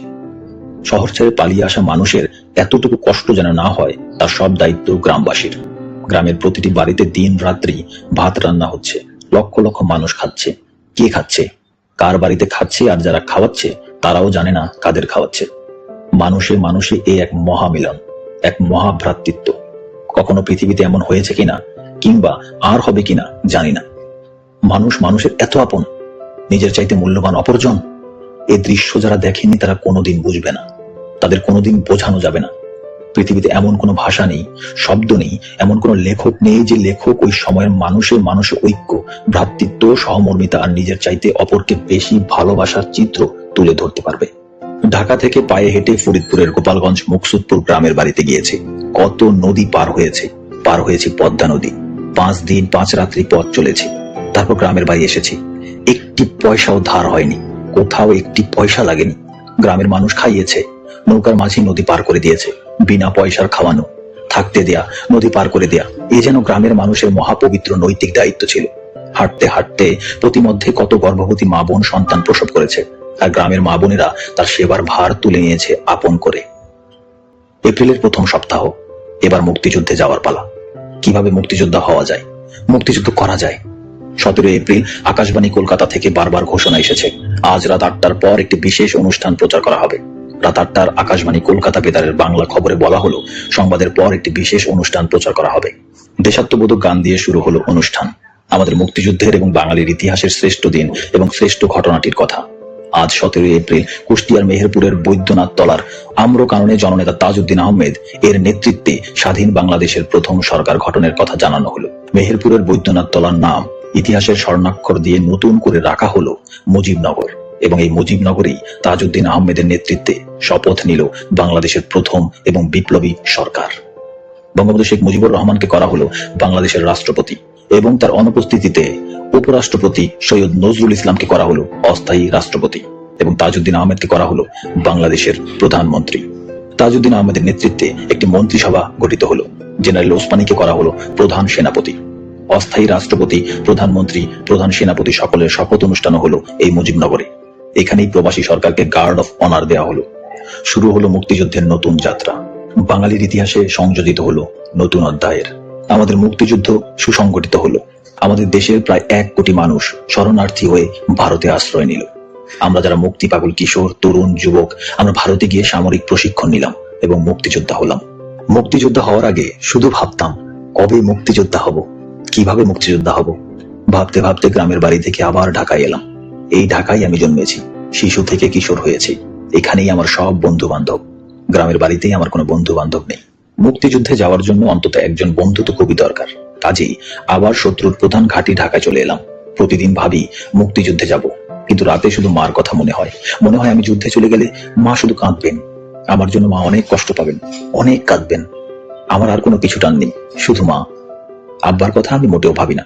মার জন্যই মনটা আমার কেমন হয়ে যায়, কেমন জানি সবকিছু এলোমেলো হয়ে যায়। এভাবে ভাবতে ভাবতে কয়েকদিন চলে যায়। মুক্তিযুদ্ধে যাওয়ার জন্য মনটা আমার অস্থির হয়ে আছে, কিন্তু মাকেও ছাড়তে পারি না। মুক্তিযুদ্ধেও যাওয়া হয় না। একদিন আমার মনে হলো সব ছেলেরই তো মা আছে, ছেলে যুদ্ধে গেলে মা তো কাঁদবেই। মার কান্নার কথা ভেবে ছেলে যদি মুক্তিযুদ্ধে না যায় তাহলে তো মুক্তিযুদ্ধ হবে না, দেশও স্বাধীন হবে না। না, মা কাঁদে কাঁদুক, আমাকে মুক্তিযুদ্ধে যেতে হবে, দেশ স্বাধীন করতে হবে। পরের দিনই পাশের বাড়ির আমার এক বন্ধু বয়সে আমার চেয়ে সামান্য বড়, নাম তার বাবুল আজাদ, তাকে মুক্তিযুদ্ধে যাওয়ার কথা বলে ফেললাম। সঙ্গে সঙ্গেই বাবুল আজাদ খুশিতে রাজি হয়ে গেল। বলল, আমি তো এইরকমই ভাবছিলাম এবং এইরকম একজন বন্ধুই খুঁজছিলাম। তারপর প্ল্যান প্রোগ্রাম করে একদিন খুব ভোরে দুজনে ভারতের উদ্দেশ্যে রওনা হলাম। আমরা দু বন্ধু গ্রামের পথ দিয়ে হাঁটতে হাঁটতে নদীর পাড়ে একটি বাড়িতে এসে পৌঁছলাম। তখন প্রায় সন্ধ্যা। শখানেক পুরুষ, মহিলা, শিশু আগে থেকেই নদী পার হওয়ার জন্য এই বাড়িতে ঘাপটি মেরে অপেক্ষা করছে। বাড়ির নদী ঘাটে ছোট একটি টিকি নৌকা বাঁধা আছে। এই ছোট নৌকাটিতে 8-10 জনের বেশি লোক একসঙ্গে পার হওয়া যাবে না। এই বাড়ির কোনো মানুষ এখানে নেই, শুধু কয়েকটি লাশ পচে গলে পড়ে আছে। আর এই যে শখানেক মানুষ, এরা সবাই শরণার্থী হয়ে ভারতে চলে যাওয়ার জন্য এখানে জড়ো হয়ে আছে। সন্ধ্যার পর নৌকার মাঝি এসে নদী পার করে দেবে সেই অপেক্ষায় আছে। নদীতে পাক সেনারা গানবোট নিয়ে ঘাঁটি করেছে। দিনের বেলায় নদী পার হতে গেলে দেখা যাবে এবং আর্মিরা গুলি করে মেরে ফেলবে, তাই রাতের অপেক্ষায় আছে সবাই। রাতের অন্ধকারে নদী পার হতে হবে। অন্ধকার ঘনিয়ে এলো, বেশ গাঢ় অন্ধকার। হঠাৎ নদীতে পাকিস্তানি আর্মির গানবোটের সার্চ লাইটের আলো দেখা গেল। এইদিকে আসছে গানবোটটা। চাপা কান্না শুরু হয়ে গেল। কেউ কেউ বলছে, কাইন্দেন না ভাই, কাইন্দেন না, আল্লাহরে ডাকেন। গানবোটটা দ্রুত এইদিকে ছুটে আসছে। সবাই মৃত্যু ভয়ে চুপসে গেল। কারো কোনো সারা শব্দ নেই, শুধু গানবোটের আওয়াজ আর সার্চ লাইটের আলো। আমরা সবাই মাটিতে শুয়ে পড়লাম, যাতে গানবোটের সার্চ লাইটের আলোতে যেন দেখা না যায়। বুকের ভেতর ভয়, তার উপর মানুষের পচা লাশের গন্ধে দম বন্ধ হয়ে আসছে। দিন চারেক আগে পাকিস্তানি হানাদাররা এই বাড়িতে হানা দিয়ে এই মানুষগুলোকে হত্যা করেছে। আবাল বৃদ্ধ বনিতা, কারো মুখেই কোনো শব্দ নেই, অন্তরে শুধু আল্লাহ আর ভগবানের নাম। গানবোট যত এগিয়ে আসছে মনে হচ্ছে মৃত্যু তত এগিয়ে আসছে। মৃত্যু এখন শুধু কয়েক মিনিটের ব্যাপার হয়ে দাঁড়িয়েছে। আমি একটা গাছের আড়ালে দাঁড়িয়ে সবাইকে বললাম, কেউ শোয়া থেকে উঠবেন না, নড়াচড়াও করবেন না, কোনো কথা বলবেন না। সবাই মাটিতে যেভাবে শুয়ে আছেন ঠিক এইভাবেই থাকবেন। কোনো প্রকার চিৎকার বা ছোটাছুটি মানেই নিশ্চিত মৃত্যু। আল্লাহ পাক যদি সহায় হন তাহলে আমরা এইভাবেই বেঁচে যাব। এছাড়া আমাদের আর বাঁচার কোনোই পথ নেই। সবাই সৃষ্টিকর্তাকে স্মরণ করেন। গানবোট একেবারে বাড়ির পাশে এসে পড়ল। সার্চ লাইটের তীব্র আলোয় আলোকিত হলো সারা বাড়ি। বাড়ির আঙিনায় কাপড় শুকানোর যে দড়ি বাঁধা ছিল তাও স্পষ্ট দেখা গেল। গানবোটটি যত দ্রুত এসেছিল তত দ্রুতই চলে গেল, থামলো না, একসময় অদৃশ্য হয়ে গেল। সবাই যেন নতুন জীবন নিয়ে বেঁচে উঠল। কিছুক্ষণ পর নৌকার মাঝি এলো। তার আগে কে যাবে একসঙ্গে লাফিয়ে নৌকায় উঠে পড়লো। যা হবার তাই হলো, তীরেই নৌকা ডুবে গেল। নৌকা তুলে পানি ফেলে মাত্র ভাসানো হলো, সঙ্গে সঙ্গে আবারও সবাই নৌকায় লাফিয়ে উঠল। পানি সেচে আবারও সবাই একসঙ্গে উঠতে গিয়ে ডুবিয়ে দিল নৌকা। শিশু আর মহিলারা কাঁদতে শুরু করলো। আমি আর আমার বন্ধু বাবুল আজাদ উচ্চ কণ্ঠে ধমকের সুরে বললাম, আমরা দুজন সবার শেষে যাব, একজনও বাকি থাকতে আমরা যাব না। সবাই নদী পার হওয়ার পর আমরা পার হব। কে কে আমাদের সঙ্গে নদী পার হবেন? কেউই কোনো কথা বলল না, সকলেই চুপ। আমরা কথা দিলাম সবাই আগে যাবেন, আমাদের আগে যাবেন। আমরা যাকে বলবো সেই নৌকায় উঠবেন, নইলে নৌকা আর তুলব না, সবাই একসঙ্গে মারা পড়বো। জনা কয়েক বলে উঠলো, ঠিক আছে, আপনারাই ঠিক করে দেবেন কে কখন উঠবে। কেউ কেউ বলে উঠলো, আবার নিজেরাই আমাদের ফেলে চলে যেন না। বললাম, দেখতে তো পাবেন যাই কিনা, কাউকেই ফেলে আমরা যাব না। আমাদের কথা শোনেন, সবাই নদী পার হতে পারবেন এবং আমাদের আগে পার হবেন। আবার নৌকা তুলে পানি ফেলে নৌকা জাগালাম। ডান দিক থেকে এক এক করে 9 জন করে নৌকায় তুললাম। নৌকা ছেড়ে গেল, নামিয়ে দিয়ে আবার নৌকা ফিরে এলো। শেষ ট্রিপে আমরা দুজন সহ 5 জন নৌকায় উঠে নদী পার হলাম। সীমান্তের কাছাকাছি বাতেন ভাই নামে এক ভদ্রলোকের বাড়িতে রাত্রি কাটানোর পর সকালবেলায় আমার বন্ধু বাবুল আজাদ কান্না জুড়ে দিল। সে ঢাকায় ফিরে আসবে, আবার আমাকে সঙ্গে নিয়ে ফিরে আসবে। বাবুল আজাদ কাঁদতে কাঁদতে বলতে থাকলো, রাত্রে স্বপ্নে দেখেছি মা বলছে ফিরে আয়। রিম্মিকে স্বপ্নে দেখেছি। রিম্মি হলো বাবুল আজাদ আর আমার বাসার ঠিক উল্টো দিকের বাসার মস্ত বড় এক ধনী লোকের মেয়ে। বাবুল আজাদের প্রেমিকা, খুবই ভালো মেয়ে, সব দিক দিয়েই ভালো, আচার ব্যবহার অমায়িক, দেখতে সুন্দরী, ভালো ছাত্রী। সবার প্রিয়। বাবুল আজাদ বলল, স্বপ্নের ভিতর রিম্মি আমাকে বলছে, বাবুল তুমি যুদ্ধে যেও না, তুমি মরে গেলে আমি কাকে ভালোবাসবো, তুমি ছাড়া আমি কাউকে ভালোবাসতে পারবো না, তুমি ফিরে এসো, নইলে আমাকেও নিয়ে যাও, ইত্যাদি ইত্যাদি বলতে বলতে সে কি কান্না বাবুল আজাদের। আমার কাছে বাবুলের দাবি, চল আমরা ঘরে ফিরে যাই। কান্না যখন কিছুতেই থামাতে পারলাম না, তখন বললাম, তুই ফিরে যা, আমি ফিরে যাব না, আমি যুদ্ধে যাব। বাবুলের উত্তর, আমি তোকে ফেলে একা ফিরে যাব না, চল দুজনেই ফিরে যাই। তখন আমি বললাম, আমি ফিরে যাব না, তুই ফিরে যা। কিন্তু বাবুলও আমাকে বলতে লাগলো, না আমি তোকে ছাড়া ফিরে যাব না, বাবুল আমাকে সঙ্গে নিয়ে ঘরে ফিরে আসবে, আমি ফিরে আসবো না। বাবুলের কান্না থামে না। এক পর্যায়ে বললাম, সীমান্তের কাছেই তো চলে এসেছি, চল আর একটু সামনে গিয়ে দেখি কি হচ্ছে, তারপর ফিরে আসবো। এবার বাবুল আজাদ রাজি হলো, কান্না থামালো। আমরা এবার সীমান্ত লক্ষ্য করে চলতে শুরু করলাম। যতই সীমান্তের কাছে যাচ্ছি, ততই বেশি করে গোলাগুলি আওয়াজ শোনা যাচ্ছে। অনেক চড়াই উতরাই পার হয়ে দু বন্ধু মিলে ভারতের ত্রিপুরা রাজ্যের রাজধানী আগরতলায় গিয়ে পৌঁছলাম। পথের অনেক কাহিনী, সব লিখলে ফুরাবে না। ভারতের যে জায়গায় আমরা গিয়ে উঠলাম, সে জায়গাটা বেশ উঁচু পাহাড়ের মতো, তবে পাহাড় না। এই জায়গায় উঠেই দেখি খাকি পোশাক পরা 4-5 জন আর্মি একটি বাংকারে দাঁড়িয়ে আছে এবং আরো 7-8 জন আর্মি দাঁড়িয়ে মানুষের সঙ্গে কথা বলছে। দেখেই তো আমার আত্মারাম খাঁচাছাড় হয়ে গেল। আমি কোথায় এলাম? যে আর্মির ভয়ে সারা পথ কষ্ট করে এলাম, আর এখানে এসে সেই আর্মির একেবারে মুখের সামনে দাঁড়িয়ে পড়লাম। ভয়ে আমি স্থির হয়ে গেলাম। কিছু সময় জ্ঞান শূন্য থাকলাম। তারপর ধীরে ধীরে তাকিয়ে দেখলাম জনগণের মাঝে কোনো প্রতিক্রিয়া নেই, সবাই যার যার কাজে ব্যস্ত। আমি ভীষণ অবাক হলাম, স্বপ্ন দেখছি না তো। পরে বুঝলাম, ও এটা তো ভারত, এরা ভারতীয় আর্মি। পৃথিবীর সব দেশের আর্মির পোশাকে যে এক, এটা আমার জানা ছিল না। আমরা শরণার্থী ক্যাম্পে বা শিবিরে না গিয়ে সোজা কলেজ টিলায় চলে গেলাম। কলেজ টিলা মানে আগরতলা এমবিবি কলেজ ক্যাম্পাস। এই কলেজ টিলাতেই বাংলাদেশের প্রাক্তন ও বর্তমান ছাত্র নেতারা থাকেন। এখানেই ছাত্র সংগ্রাম পরিষদের অফিস। শেখ ফজলুল হক মনির নেতৃত্বে আসম রব, আব্দুল কুদ্দুস মাখন, এম এ রশিদ, শেখ ফজলুল করিম সেলিম, মিজানুর রহমান মিজান, এদের সকলের তত্ত্বাবধানে কলেজ টিলা থেকে বাংলাদেশের ছাত্রদের তালিকাভুক্ত করে সামরিক প্রশিক্ষণ নেয়ার জন্য ভারতের বিভিন্ন ক্যাম্পে পাঠানো হতো। এই কলেজ টিলাতে গিয়ে আমরা মনি ভাই, মাখন ভাই, রশিদ ভাই এবং মিজান ভাইয়ের সাথে দেখা করলাম। নেতারা বললেন, যতদিন ট্রেনিং এ যাওয়া না হয় এখানে থাকো। আমরা সারাদিন আগরতলায় ঘুরে বেড়াই, রাতে কলেজ টিলায় ঘুমাই। এমনি করে প্রায় মাসখানেক চলে গেল। আমরা সঙ্গে করে বাড়ি থেকে যে টাকা পয়সা এনেছিলাম তা শেষ হয়ে যাওয়ার উপক্রম হলো। এদিকে ট্রেনিং এ যেতে আরো বেশ কিছুদিন অপেক্ষা করতে হবে। এই অবস্থায় বন্ধু বাবুল আজাদ একদিন বলল, দোস্ত তুমি থাকো, আমি ঢাকায় যাই, গিয়ে বাড়ি থেকে টাকা নিয়ে আসি। আমি সঙ্গে সঙ্গে বাবুলের প্রস্তাব প্রত্যাখ্যান করলাম। বললাম, না, ট্রেনিং এ যতদিন না যাই ততদিন খেয়ে না খেয়ে কষ্ট করতে থাকি। খাবার দারুণ কষ্টে পড়ে গেলাম। দিনে এক মুঠো ভাত পাই তো পাই না অবস্থা।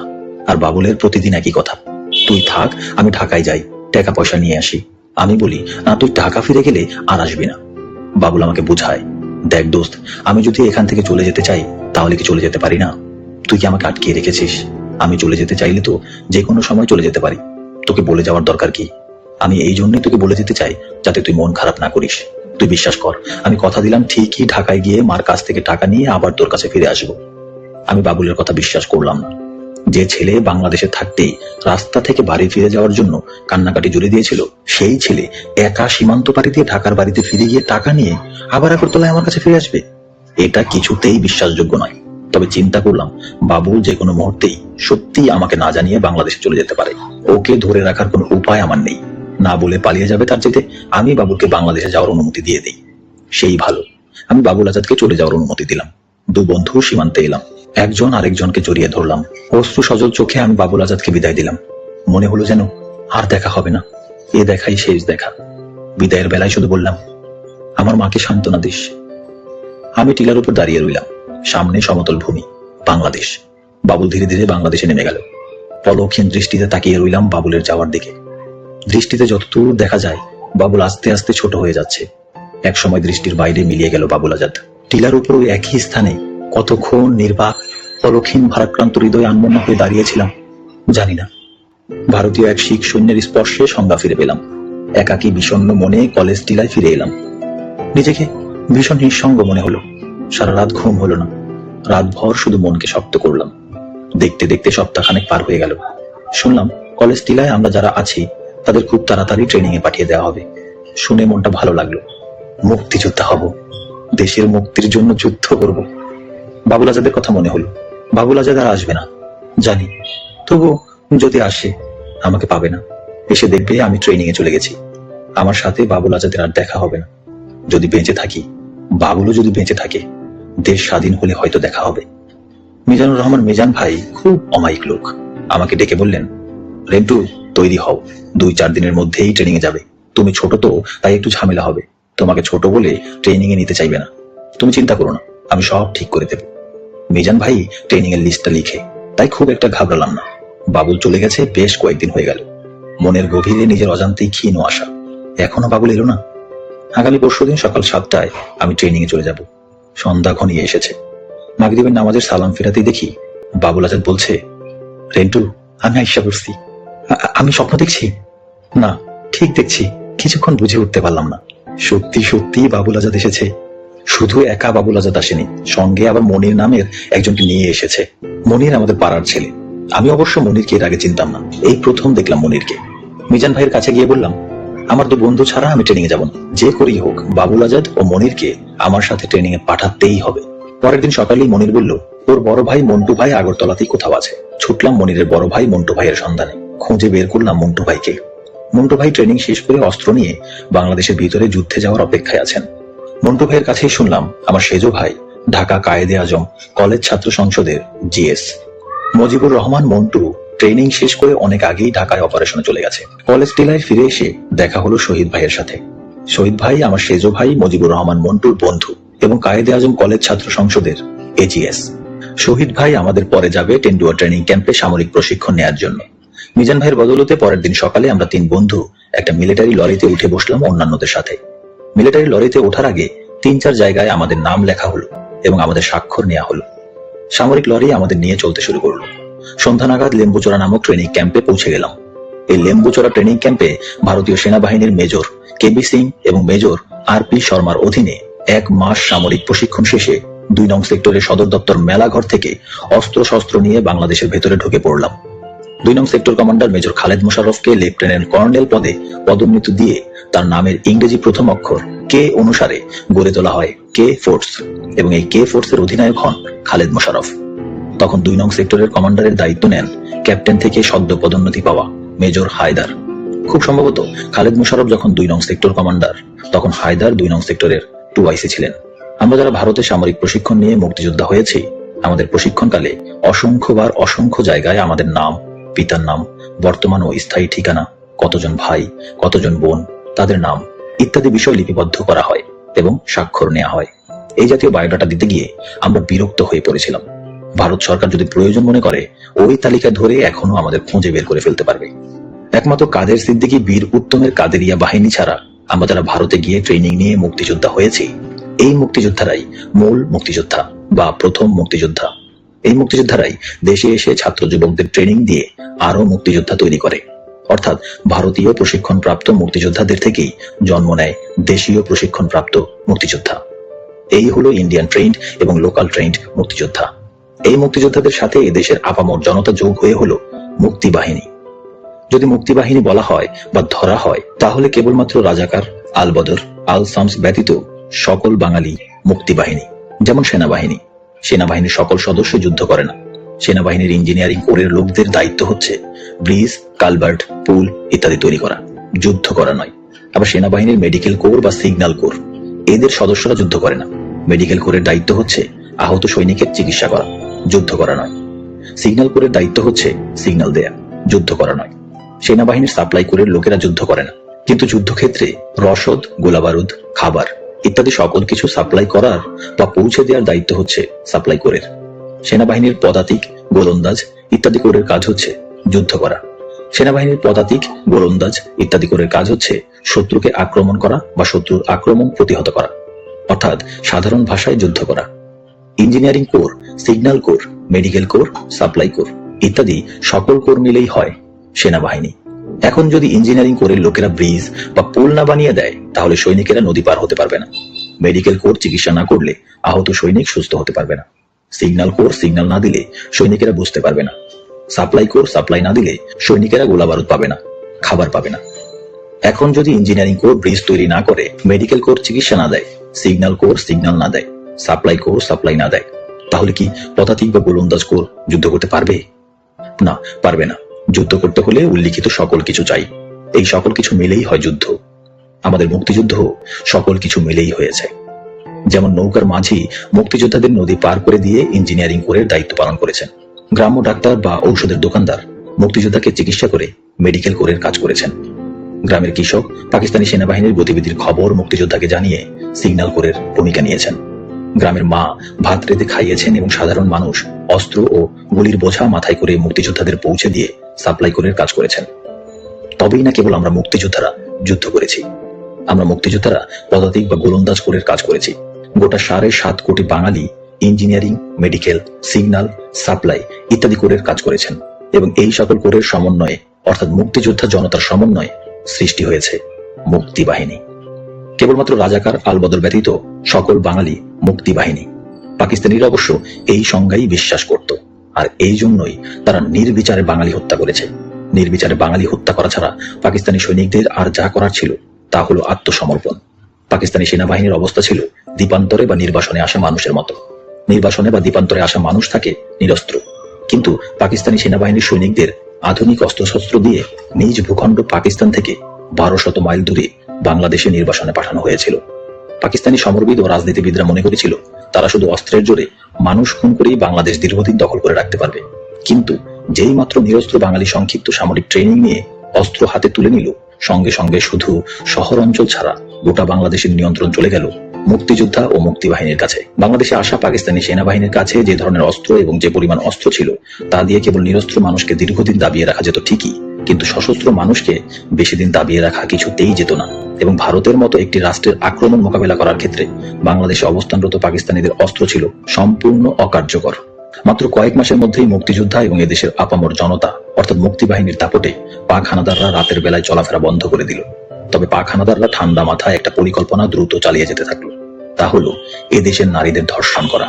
পাকিস্তানিদের নীল নকশাই ছিল এদেশের কিশোরী, যুবতী, রমণী নির্বিচারে ধর্ষণ করে তাদের পেটে পাকিস্তানিদের জারজ সন্তান তৈরি করা, বাঙালি নারীর গর্ভে পাকিস্তানি জারজ বংশধর বৃদ্ধি করা এবং পাকিস্তানি এই জারজদের দিয়ে বাংলাদেশকে চিরকাল দখল করে রাখা। পাকিস্তানিরা তাদের পরিকল্পনা বাস্তবায়িত করার জন্য গোলাম আজম, মতিউর রহমান নিজামীদের মতো মুষ্টিমেয় হাতে গোনা কতিপয় ঘৃণিত ব্যক্তিকে তাদের দোসর হিসেবে পেল ঠিকই, কিন্তু গোটা বাঙালি জাতি পাকিস্তানিদের চিরদিনের জন্য উপড়ে ফেলার জন্য ছিল বদ্ধপরিকর। অপরদিকে ভারতের প্রধানমন্ত্রী শ্রীমতী ইন্দিরা গান্ধীর সরকার এবং ভারতের জনগণ বাঙালির জন্য, বাংলাদেশের স্বাধীনতার জন্য তাদের সকল ধরনের সাহায্যের দুয়ার খুলে দিল অকৃপণ ভাবে। মুক্তিযুদ্ধের মাত্র 9 মাসের মাথায় ভারতের সাথে পাকিস্তানের যুদ্ধ বেঁধে গেল। একদিকে মুক্তিযোদ্ধা জনগণ মিলে 7.5 কোটি মুক্তি বাহিনী, তার সাথে যোগ হলো ভারতীয় সেনাবাহিনী। মুক্তি বাহিনী আর ভারতীয় বাহিনী মিলেমিশে হলো মিত্র বাহিনী। 6 ডিসেম্বর মিত্র বাহিনী সারাশি আক্রমণ শুরু করলো। নির্বাসনে আসা দিশেহারা পাক হানাদার বাহিনী মাত্র 10 দিনের মাথায় 16 ডিসেম্বরে অসহায়ের মতো পরাজয় বরণ করল। 96,000 পাকিস্তানি সৈন্য জেনারেল নিয়াজির নেতৃত্বে 16 ডিসেম্বর 1971 সালে রেসকোর্স ময়দানে আত্মসমর্পণ করল। এই আত্মসমর্পণের ঐতিহাসিক দলিলে আত্মসমর্পণকারীদের পক্ষে পাকিস্তানিদের জেনারেল নিয়াজি স্বাক্ষর করেন এবং ভারতীয় সেনাবাহিনীর জেনারেল জগজিৎ সিং অরোরা বিজয়ীদের পক্ষে স্বাক্ষর করেন। বিশ্বের দরবারে প্রতিষ্ঠিত হলো স্বাধীন সার্বভৌম বাংলাদেশ। মুক্তি পাগল মানুষ মুক্তিযোদ্ধা এবং ভারতীয় সেনাবাহিনীর প্রত্যক্ষ অংশগ্রহণের মাধ্যমে ছিনিয়ে আনলো স্বাধীনতার লাল সূর্য। বাঙালি জাতি সশস্ত্র যুদ্ধের মাধ্যমে দেশ স্বাধীন করে 1972 সালের 10 জানুয়ারি বঙ্গবন্ধু শেখ মুজিবুর রহমানকে স্বাধীন দেশে ফিরিয়ে আনলো। স্বাধীন দেশে ফিরে এসে বঙ্গবন্ধু শেখ মুজিব, যার সফল নেতৃত্বে বাংলাদেশ স্বাধীন হয়েছে, বিপ্লবী সরকারের প্রধানমন্ত্রী বা মুজিবনগর সরকারের প্রধানমন্ত্রী তাজউদ্দিন আহমেদকে প্রধানমন্ত্রীর পদ থেকে সরিয়ে নিজে প্রধানমন্ত্রী হলেন। মুক্তিযোদ্ধাদের কাছ থেকে অস্ত্র জমা নিলেন। মুক্তিযুদ্ধের সময় যে বাঙালিরা পাকিস্তানি সেনাবাহিনীর অধীনে চাকরি করেছে ও পরাজিত হয়ে মুক্তিযোদ্ধাদের কাছে আত্মসমর্পণ করেছে, সেই পরাজিত প্রশাসনকে পুনর্জীবিত করলেন ও দেশ পরিচালনার দায়িত্বে নিয়োজিত করলেন। আর মুক্তিযোদ্ধারা কে কোথায় গেল তার কোনো খবর রাখলেন না। শুধু তাই নয়, ভারত সরকারের কাছে মুক্তিযোদ্ধাদের সম্পূর্ণ সঠিক তালিকা থাকা সত্ত্বেও সেই তালিকা না এনে নানা জনকে দিয়ে নানা রকমের মুক্তিযোদ্ধা সার্টিফিকেট বিতরণ করলেন। আমার জানা মতে ওই মুক্তিযোদ্ধা সার্টিফিকেট কোনো প্রকৃত মুক্তিযোদ্ধা তো নেননি, বরং যারা রাজাকার ছিল, চরম সুবিধাবাদী ছিল, যারা মুক্তিযুদ্ধের ধার কাজ দিয়েও হাঁটেনি, তারাই ওই সকল মুক্তিযোদ্ধা তালিকাভুক্ত হয়েছে এবং সার্টিফিকেট নিয়েছে। একজন মুক্তিযোদ্ধার জাতির কাছ থেকে কেবলমাত্র সম্মান ব্যতীত আর কিছু পাওয়ার থাকতে পারে না। মুক্তিযোদ্ধারা জাতির গৌরব। ভারত সরকারের কাছ থেকে মুক্তিযোদ্ধাদের পূর্ণাঙ্গ তালিকা নিয়ে আসার সহজ পন্থা গ্রহণ না করে কেন শেখ মুজিবুর রহমান নানা জনকে দিয়ে নানান রকমের তালিকা আর মুক্তিযোদ্ধা সার্টিফিকেট দিয়ে লেজে গোবরে বেহাল অবস্থা করলেন তা বোধগম্য নয়। মুক্তিযোদ্ধারা থাকবে না, থাকবে দেশ, থাকতে হবে মুক্তিযোদ্ধাদের তালিকা। কিন্তু শেখ মুজিব অতি সামান্য অতি সহজ কাজ ভারত থেকে মুক্তিযোদ্ধাদের প্রকৃত তালিকা নিয়ে আসতে কেন ব্যর্থ হলেন? এই ব্যর্থতার জন্য একজন মুক্তিযোদ্ধা হিসেবে বঙ্গবন্ধু শেখ মুজিবকে কখনোই ক্ষমা করব না। বঙ্গবন্ধু শেখ মুজিবুর রহমানের প্রতি জাতির ভালোবাসা, শ্রদ্ধা, সর্বোপরি বিশ্বাস আকাশ ছোঁয়া। তিনি সদ্য স্বাধীন বাংলাদেশের প্রধানমন্ত্রী। জাতির আশা ছিল মুক্তিযুদ্ধে অংশগ্রহণকারী রাজনৈতিক দলগুলো নিয়ে বঙ্গবন্ধু শেখ মুজিব একটি জাতীয় সরকার গঠন করবেন। কিন্তু বঙ্গবন্ধু শেখ মুজিবুর রহমান তা করলেন না। তিনি সরকার গঠন করলেন মুক্তিযুদ্ধের কঠিন ত্যাগের পরীক্ষায় পিছিয়ে পড়া দেশ ও জাতির প্রতি দায়িত্ব পালনে চরমভাবে ব্যর্থ সুবিধাভোগী আওয়ামী লীগের সেই সব ব্যক্তিদের নিয়ে। মুক্তিযুদ্ধের সফল নেতা তাজউদ্দিন আহমেদ সহ সকল মুক্তিযোদ্ধাদের দূরে ঠেলে বঙ্গবন্ধু শেখ মুজিবুর রহমান পরাজিত প্রশাসন ও লোকদের দিয়ে সশস্ত্র যুদ্ধের মাধ্যমে বিজয়ী একটি জাতি ও একটি দেশকে পরিচালনা করতে গিয়ে আসলে বিজয়ী জাতিকে পরাজয়ের গহ্বরে ঠেলে দিলেন। একজন জাতীয় নেতার জ্ঞান, গরিমা আর অভিজ্ঞতায় পূর্ণাঙ্গ সফল হতে যদি 100 মার্কের দরকার হয়, তবে বঙ্গবন্ধু শেখ মুজিবুর রহমানের ছিল 50 মার্ক। পাকিস্তানের 23-24 বছরের আন্দোলন আর সংগ্রামের মধ্য দিয়ে শেখ মুজিবুর রহমান 50 মার্ক অর্জন করেছিলেন। আর বাকি 50 মার্ক অর্জন হতো যদি বঙ্গবন্ধু শেখ মুজিব 71-এ মহান মুক্তিযুদ্ধের সময় পাকিস্তানের কাছে বন্দী না হয়ে মুক্তিযুদ্ধের নেতৃত্ব দিতেন। তাহলে তিনি প্রত্যক্ষভাবে বুঝতেন মুক্তিযুদ্ধ কি, মুক্তিযুদ্ধের চেতনা কি, মুক্তিযুদ্ধের আদর্শ কি, মুক্তিযোদ্ধা কারা হয় এবং কিভাবে হয়। একটা জাতির জীবনে মুক্তিযুদ্ধ বারবার আসে না। জাতির জীবনে মুক্তিযুদ্ধ আসা বিরল ত্যাগের ব্যাপার। একমাত্র মুক্তিযুদ্ধের মাধ্যমেই একটি জাতি দেহ মনে মাথা তুলে দাঁড়ায় এবং পুরনো ধ্যান ধারণা, পুরনো সকল ব্যবস্থা, সংকীর্ণ সকল চিন্তা ঝেড়ে ফেলে জাতি নতুন করে জন্ম নেয়। একমাত্র মুক্তিযুদ্ধের জীবনপণ কঠিন পরীক্ষার মাধ্যমেই দেশ ও জাতির সেবায় এগিয়ে আসে জাতির বীর সন্তানেরা, আর পিছনে পড়ে যায়, পালিয়ে যায় সুবিধাবাদী ভীরু কাপুরুষের দল। কেবল মুক্তিযুদ্ধের সময়ই পরিষ্কার চেনা যায় কারা সুবিধাভোগী ভীরু কাপুরুষ আর কারা ত্যাগী পুরুষ। কিন্তু জাতির দুর্ভাগ্য বঙ্গবন্ধু শেখ মুজিবের। বঙ্গবন্ধু শেখ মুজিবুর রহমান চিনলেন না, জানলেন না জাতির সাহসী ত্যাগী পুরুষদের। এখানেই বঙ্গবন্ধু শেখ মুজিবের 50 মার্ক ঘাটতি থেকে গেল। শুধু 50 মার্ক নিয়ে তিনি দেশ চালাতে গেলেন। পাকিস্তানিরা যুদ্ধে পরাজিত হলো, বন্দী হলো, কিন্তু তাদের পরাজিত তাবেদারি বাঙালি প্রশাসনটা শুধু অক্ষতই রাখলেন না, বরং বিজয়ী বাঙালি জাতির মাথার উপর পুনরায় চাপিয়ে দিলেন। তিনি দলে ও প্রশাসনে মুক্তিযোদ্ধাদের তেমন স্থান দিলেন না। এক সময় যারা বঙ্গবন্ধু শেখ মুজিবুরের দলে ছিল তারা বিভক্ত হলো, জাতি বিভক্ত হলো। বাড়তে থাকলো নিরাশার সংখ্যা। হতাশা আর নিরাশার ভিতর দিয়ে সময় বয়ে যেতে থাকলো। এদেশের কৃষক, শ্রমিক, ছাত্র জনতা এবং সাধারণ মানুষ জীবন পণ করে যুদ্ধ করেছে। জীবন পণ করা সকল যোদ্ধাদের তথা গোটা জাতির শুধু একটা স্বপ্ন ছিল, একটি আশা ছিল। আর সে স্বপ্ন ও আশা হলো সুখে থাকার স্বপ্ন, সুখে থাকার আশা। সুখ বলতে যা বোঝায় তা হলো থাকার জন্য ঘর, ক্ষুধার জন্য অন্ন, রোগ শোকের জন্য চিকিৎসা, পরিধানের বস্ত্র এবং জ্ঞানের জন্য শিক্ষা। এই অন্ন, বস্ত্র, বাসস্থান, চিকিৎসা ও শিক্ষার নিশ্চয়তাই হলো সুখে থাকা। আর এই সুখে থাকার জন্যই এদেশের মানুষ লড়াই করেছে, যুদ্ধ করেছে। অস্পষ্ট হলেও জনগণের আকাঙ্ক্ষা ছিল সমাজ বিপ্লবের। আমাদের স্বাধীনতা সংগ্রামে সমাজতান্ত্রিক উপাদান ছিল, মুক্তিযুদ্ধে সমাজতন্ত্রীরাও ছিল। কিন্তু সমাজতন্ত্রীরা নেতৃত্ব দিয়ে জাতীয়তাবাদীদের উপরে ওঠার আগেই আমাদের দেশ স্বাধীন হয়ে যায়। মুক্তিযুদ্ধ বিকাশ লাভ না করে অসমাপ্ত থেকে যায়। ফলে সামাজিক বিপ্লবও অসমাপ্ত থেকে যায়। স্বাধীনতার অর্থ হচ্ছে জনগণের মুক্তি। দেশ স্বাধীন হলো, কিন্তু জনগণ মুক্তি পেল না, জনগণের অর্থনৈতিক মুক্তি হলো না। স্বাধীনতা উত্তর বাংলাদেশে পুরাতন সমাজ কাঠামো ভেঙে নতুন সমাজ গড়ার মধ্য দিয়ে সকল মানুষের জন্য অধিকার ও সুযোগের সাম্য প্রতিষ্ঠা না করে বরং প্রতিহত করেছে সামাজিক বিপ্লবকে। অক্ষুণ্ণ রেখেছে অসম বিকাশের পুরাতন ধারাকে। তারা লুণ্ঠন করেছে দুহাতে। আমলা, কালো ব্যবসায়ী, অসৎ রাজনীতিক এরাই ক্রমাগত ধনী হয়েছে স্বাধীনভাবে। জনগণের অগ্রগতি হবে কি? তারা আরো নিঃস্ব, আরো দরিদ্র হতে থাকলো। নেতৃত্ব সমগ্র জনগণের স্বার্থ না দেখে শ্রেণী স্বার্থ দেখেছে। তাৎপর্যের বিষয়, নেতৃত্ব যে কেবল শ্রেণীতে সীমাবদ্ধ ছিল তা নয়, আটক ছিল দল এবং সর্বোপরি পরিবারের কাছে। দেশে দুর্ভিক্ষ শুরু হলো। হাজার হাজার মানুষ না খেতে পেয়ে ক্ষুধায় মারা গেল। বৃদ্ধি পেল লুণ্ঠন ও দুর্নীতি। শেখ মুজিবের নেতৃত্ব বিশ্বাসযোগ্যতা হারাতে লাগলো। অপরদিকে অসমাপ্ত সামাজিক বিপ্লবের বিপ্লবীরা পূর্ব বাংলা সর্বহারা পার্টির মহান নেতা কমরেড সিরাজ শিকদারের নেতৃত্বে তাদের সশস্ত্র বিপ্লবী তৎপরতা তীব্রতর করে তোলে। যুবকরা পূর্ব বাংলা সর্বহারা পার্টি জিন্দাবাদ, কমরেড সিরাজ শিকদার জিন্দাবাদ ধ্বনি দিয়ে দেশে ব্যাপক এক নতুন সংগ্রাম শুরু করে। এই সংগ্রামের নাম দেয় শ্রেণী সংগ্রাম। দলে দলে যুবকরা সিরাজ শিকদারের নেতৃত্বে এই সশস্ত্র সংগ্রামে যোগ দিতে থাকে। আদিকাল থেকে শিক্ষিত ও ধনী পরিবারে সিরাজ শিকদার জন্মগ্রহণ করেন। সিরাজ শিকদার খুবই মেধাবী ছাত্র ছিলেন এবং নিজে বিএসসি ইঞ্জিনিয়ার ছিলেন। ছাত্র জীবনে তিনি বামপন্থী ছাত্র সংগঠন করতেন। শ্রেণী সংগ্রাম ও সমাজ বিপ্লবের প্রয়োজনে কমরেড সিরাজ শিকদারের সশস্ত্র সংগ্রাম এতই ব্যাপক ও তীব্র হলো যে শেখ মুজিবুর রহমানের প্রশাসন দিনকে দিন অচল হয়ে যেতে শুরু করল। নির্যাতিত, নিপীড়িত, শোষিত বাঙালির হৃদয় কমরেড সিরাজ শিকদারকে ঘিরে নতুন করে স্বপ্ন দানা বাঁধতে লাগলো। 1974 সালের 2 জানুয়ারি সিরাজ শিকদার গ্রেফতার, পলায়নকালে পুলিশের গুলিতে নিহত, এই শিরোনামে দেশের সকল পত্রিকায় সংবাদ পরিবেশিত হলো। পুলিশের প্রেস নোটে বলা হলো সিরাজ শিকদারকে গ্রেফতার করা হয়েছিল এবং সাভার রোড দিয়ে নিয়ে আসার সময় সিরাজ শিকদার পুলিশের ভ্যান থেকে লাফিয়ে পড়ে পালিয়ে যাওয়ার চেষ্টা করেছিল। তখন পুলিশ গুলি করে, সেই গুলিতে সিরাজ শিকদার নিহত হয়। কিন্তু অনুসন্ধান করে জানা যায় পুলিশের প্রেস নোট বানোয়াট। সিরাজ শিকদারকে গ্রেফতার করা হয় ঠিকই এবং গ্রেফতারের পর বিনা বিচারে বন্দী অবস্থায় গুলি করে হত্যা করা হয়। সিরাজ শিকদারের বুকে মোট 5টি গুলি চিহ্ন ছিল, যা সামনে থেকে করা হয়েছে। কেউ যদি পালাতে থাকে এবং পলায়নের পর ব্যক্তিকে যদি পিছন থেকে গুলি করা হয় তাহলে গুলি পিঠে বিদ্ধ হবে, কিন্তু সিরাজ শিকদারের বুকে বুলেট বিদ্ধ হয়েছিল। তিনি মেহনতি মানুষের মুক্তির জন্য, শোষকের শোষণ থেকে মানুষের মুক্তির জন্য ব্যক্তিগত সকল ভোগ বিলাস, সুযোগ সুবিধা বিসর্জন দিয়ে সর্বহারা শ্রেণীতে মিশে গেলেন।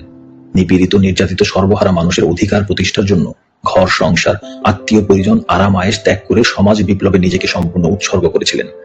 মানুষের জন্য এমন উৎসর্গকৃত প্রাণ কমরেড সিরাজ শিকদারকে বিনা বিচারে বন্দী অবস্থায় নির্মম নিষ্ঠুরভাবে হত্যা করার পর শেখ মুজিবুর রহমান পবিত্র পার্লামেন্টে দাঁড়িয়ে দম্ভের সাথে বললেন, আজ কোথায় সিরাজ শিকদার? এই ঘটনার পর শেখ মুজিবের দেশপ্রেম, মহানুভবতা এবং আইন ও বিচারের প্রতি শ্রদ্ধা প্রশ্নের সম্মুখীন হয়ে পড়ল। মানুষ ভাবতে লাগলো, শেখ মুজিব যদি একজন দেশপ্রেমিক হন, একজন বীর হন, একজন মহান নেতা হন, তাহলে কি করে আর একজন দেশপ্রেমিক, আর একজন বীরকে, আর একজন সর্বত্যাগী মহান নেতাকে বিনা বিচারে বন্দী দশায় গুলি করে হত্যা করতে পারলেন? আবার জঘন্য অন্যায় ও কলঙ্কের কথা পবিত্র পার্লামেন্টে দম্ভের সাথে শেখ মুজিব কি করে বলতে পারলেন? 1975 সালে শেখ মুজিবুর রহমান প্রধানমন্ত্রী থেকে রাষ্ট্রপতি হলেন। দেশের সকল রাজনৈতিক দল নিষিদ্ধ ঘোষণা করলেন এবং প্রতিষ্ঠিত করলেন একদলীয় বাকশালী শাসন ব্যবস্থা। শেখ মুজিবের বাকশাল ছাড়া কেউ অন্য কোনো দল করতে পারবে না। সরকার নিয়ন্ত্রিত 4টি সংবাদপত্র ছাড়া দেশের অন্য সকল সংবাদপত্র নিষিদ্ধ ঘোষণা করা হলো। জাতির বিভক্তি গেল না, আশা নিরাশার মিশ্র প্রতিক্রিয়া বইতে লাগলো। 1975 সালে 7 জুন বহু মানুষ, বহু পেশাজীবী সংগঠন বঙ্গবন্ধু শেখ মুজিবুর রহমানকে বাকশাল করার জন্য প্রবল বর্ষণ অপেক্ষা করে অভিবাদন জানালো। সরকারি মালিকানায় নেয়া দৈনিক ইত্তেফাক সহ 4টি পত্রিকা ছাড়া বাকি সকল সংবাদপত্র নিষিদ্ধ। শেখ মুজিবের নেয়া নতুন একদলীয় রাজনৈতিক, অর্থনৈতিক, প্রশাসনিক ব্যবস্থা সম্পর্কে রাজনীতিবিদ, সাহিত্যিক, সাংবাদিক, সামরিক, বেসামরিক ব্যক্তি সহ দেশের সকল নাগরিকের কিছুই বলার সুযোগ থাকলো না। সর্বত্র নিস্তব্ধতা। 15 আগস্ট 1975 সাল, ফজরে আজানের পর কাকডাকা ভোরে রেডিওতে মেজর ডালিমের কণ্ঠ। আমি মেজর ডালিম বলছি, স্বৈরাচারী শেখ মুজিবকে হত্যা করা হয়েছে, সেনাবাহিনী ক্ষমতা দখল করেছে, অনির্দিষ্টকালের জন্য কারফিউ ঘোষণা করা হয়েছে। এরপর দ্বিতীয়বার ঘোষণা করা হলো শেখ মুজিব ও তার স্বৈরাচারী সরকারকে উৎখাত করে খন্দকার মোস্তাক আহমেদের নেতৃত্বে সামরিক বাহিনী ক্ষমতা দখল করেছে এবং কারফিউ জারি করা হয়েছে। সহকর্মী হিসেবে শেখ মুজিব যাদের দীর্ঘদিন কাছে এবং পাশে রেখেছেন, সেই সকল আওয়ামী লীগের নেতা নীরব এবং নিশ্চুপ থেকেছেন। সামান্য সংখ্যক কিছু ছাত্রলীগের তরুণ নেতৃস্থানীয় কর্মীরা আওয়ামী লীগের নেতাদের সাথে যোগাযোগ করলে তারা সবাই চুপচাপ থাকার এবং অপেক্ষা করার ও দেখার পরামর্শ ও নির্দেশ দেন। নেতাদের ইংরেজিতে একটা কমন ডায়লগ ছিল, যা কোনো কোনো ক্ষেত্রে নির্দেশ হিসেবে মান্য হয়েছে। এই ডায়লগটি হলো, ওয়েট অ্যান্ড সি। 75-এর 15 আগস্ট শেখ মুজিব হত্যার পর আওয়ামী নেতাদের ওয়েট অ্যান্ড সি এর রাজনীতি শুরু হয়। ছাত্র নেতাকর্মীদের খুবই সামান্য একটা অংশ ওয়েট অ্যান্ড সি রাজনীতি প্রত্যাখ্যান করে কর্মতৎপরতা শুরু করে এবং তৎপরতা মূলত শুধু ঢাকা বিশ্ববিদ্যালয়েই সীমাবদ্ধ থাকে। এই কর্মতৎপরতায় অংশগ্রহণকারীদের মধ্যে উল্লেখযোগ্য ছিলেন বর্তমান কমিউনিস্ট পার্টির সাধারণ সম্পাদক মুজাহিদুল ইসলাম সেলিম। 15 আগস্টে শেখ মুজিবুর রহমানকে হত্যার পর হত্যার সমর্থনে আনন্দ উল্লাস করে রাজপথে কোনো মিছিল হয়নি। আবার হত্যার বিপক্ষেও কোনো শোক সভা, শোক মিছিল এবং প্রতিবাদ মিছিল হয়নি। বলা যায় শেখ মুজিব হত্যাকাণ্ডের পিছনে প্রায় সকল সামরিক এবং বেসামরিক নেতৃত্ব সমর্থন জুগিয়েছিল। অন্তত এই কথা সহজেই বলা যাবে যে সকলেই নীরবে এ হত্যা মেনে নিয়েছিল, কেবলমাত্র ব্যতিক্রম কাদের সিদ্দিকী ছাড়া। মুক্তিযুদ্ধের কিংবদন্তি কাদের সিদ্দিকী শেখ মুজিব হত্যার প্রতিবাদে 1971-এর মুক্তিযুদ্ধের ন্যায় আবারও সশস্ত্র যুদ্ধ শুরু করে। শেখ মুজিব হত্যাকাণ্ডের পর আওয়ামী লীগের নেতারা এবং শেখ মুজিবের মন্ত্রিসভার সদস্যরাই খন্দকার মোস্তাক আহমেদের নেতৃত্বে মন্ত্রিসভা গঠন করে। খন্দকার মোস্তাক আহমেদ শেখ মুজিবের স্থলাভিষিক্ত হন। খন্দকার মোস্তাক আহমেদ ছিলেন শেখ মুজিবুর রহমানের মন্ত্রিসভার বাণিজ্য মন্ত্রী। বাণিজ্য মন্ত্রী খন্দকার মোস্তাক আহমেদের রাষ্ট্রপতি হওয়ার সাংবিধানিক কোনো বৈধতা ছিল না। খন্দকার মোস্তাকের রাষ্ট্রপতি হওয়া সাংবিধানিকভাবে সম্পূর্ণ অবৈধ ছিল।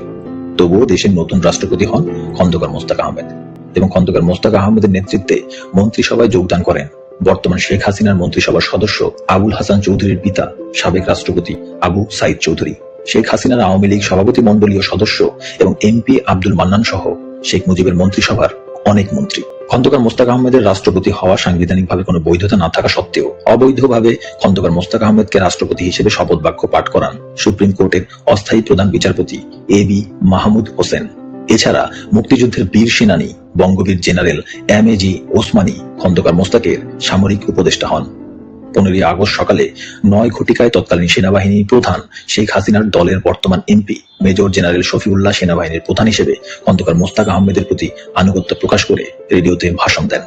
এরপর আনুগত্য প্রকাশ করে রেডিওতে ভাষণ দেন বিমান বাহিনী প্রধান শেখ হাসিনার বর্তমান বিতর্কিত এমপি এ.কে. খন্দকার, নৌবাহিনীর প্রধান অ্যাডমিরাল এম.এইচ. খান ও বিডিআর এবং পুলিশ প্রধানগণ। নতুন রাষ্ট্রপতি হিসেবে খন্দকার মোস্তাক আহমেদ পার্লামেন্ট মেম্বারদের সভা ডাকেন। এই সভায় যোগদান করা থেকে বিরত রাখার জন্য ছাত্রনেতা নিহত সৈয়দ নুরুল ইসলাম নুরুর নেতৃত্বে ছাত্রলীগের হাতে গোনা কয়েকজন কর্মী জোর চেষ্টা ও তদবির চালালেও আওয়ামী লীগের প্রায় সকল এমপি উক্ত সভায় যোগদান করেন। অপরদিকে বিখ্যাত মুক্তিযোদ্ধা বঙ্গবীর আব্দুল কাদের সিদ্দিকী বীর উত্তম তার জনা 50 সাথী সহ সীমান্ত এলাকায় অবস্থান নিয়ে খন্দকার মোস্তাক আহমেদের সরকারের বিরুদ্ধে সশস্ত্র যুদ্ধ শুরু করলে ছাত্রনেতা সৈয়দ নুরুল ইসলাম নুরু তার কয়েকজন সঙ্গী নিয়ে বৃহত্তম ময়মনসিংহ এবং বৃহত্তম সিলেট জেলায় সীমান্ত অঞ্চলে কাদের সিদ্দিকীর নেতৃত্বে গড়ে ওঠা সংগঠন জাতীয় মুক্তি বাহিনীতে যোগ দেন।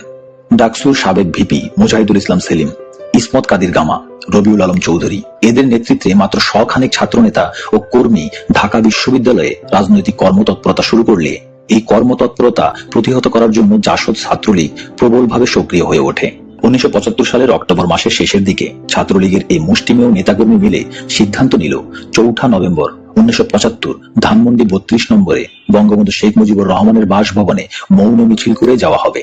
4 নভেম্বরের মৌন মিছিল সফল করে তোলার জন্য ঢাকা বিশ্ববিদ্যালয় এবং ঢাকা শহরে গোপন বৈঠক চলতে লাগলো। 2 নভেম্বর দিবাগত গভীর রাতে অর্থাৎ 3 নভেম্বর প্রত্যুষে দেশে দ্বিতীয় সামরিক অভ্যুত্থান ঘটল। 3 নভেম্বর সকালে সোভিয়েত রাশিয়া নির্মিত বোমারু বিমান মিগ 21 আকাশে উড়ল এবং খুবই নিচ দিয়ে ঘন ঘন মহড়া দিতে লাগলো। বাংলাদেশ বেতারের বা রেডিও বাংলাদেশের এবং টেলিভিশন সম্প্রচার সারাদিন বন্ধ রইল।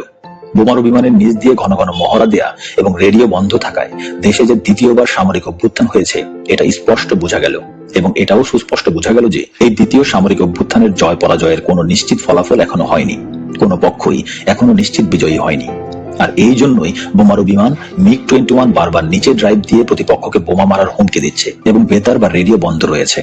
বোমারু বিমান বোমা মারার হুমকি দিচ্ছে কিন্তু বোমা মারছে না। এ থেকে বোঝা যাচ্ছে দুই পক্ষের সাথে আলোচনা চলছে, আর সেই জন্যই যুদ্ধ বিমান আক্রমণের মহড়া দিচ্ছে কিন্তু আক্রমণ করছে না। রাতে হঠাৎ টেলিভিশন সম্প্রচার শুরু করলো কিন্তু অভ্যুত্থান সম্পর্কে কোনো কিছুই বলা হলো না। 4 নভেম্বর সকালবেলা পূর্ব নির্ধারিত কর্মসূচি অনুযায়ী মৌন মিছিলের প্রস্তুতি নিয়ে সপাচেক ছাত্র জনতা বিশ্ববিদ্যালয়ের বটতলায় সমবেত হলো। সমবেত ছাত্র জনতা বিচ্ছিন্নভাবে সামরিক অভ্যুত্থান নিয়ে আলোচনা শুরু করলো। এদের অধিকাংশের ধারণা সেনাবাহিনীর নতুন প্রধান মুক্তিযুদ্ধের ঘোষণা দানকারী মেজর জেনারেল জিয়াউর রহমান অভ্যুত্থান করেছেন।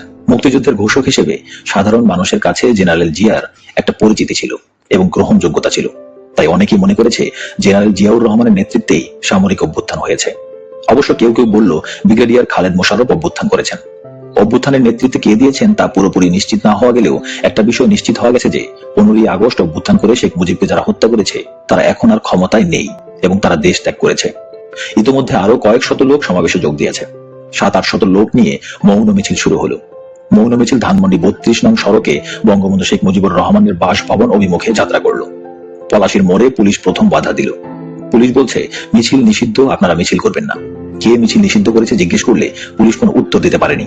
পুলিশ বলেছে আপনারা একটু অপেক্ষা করুন, আমরা ঊর্ধ্বতন কর্তৃপক্ষের কাছে জেনে নেই।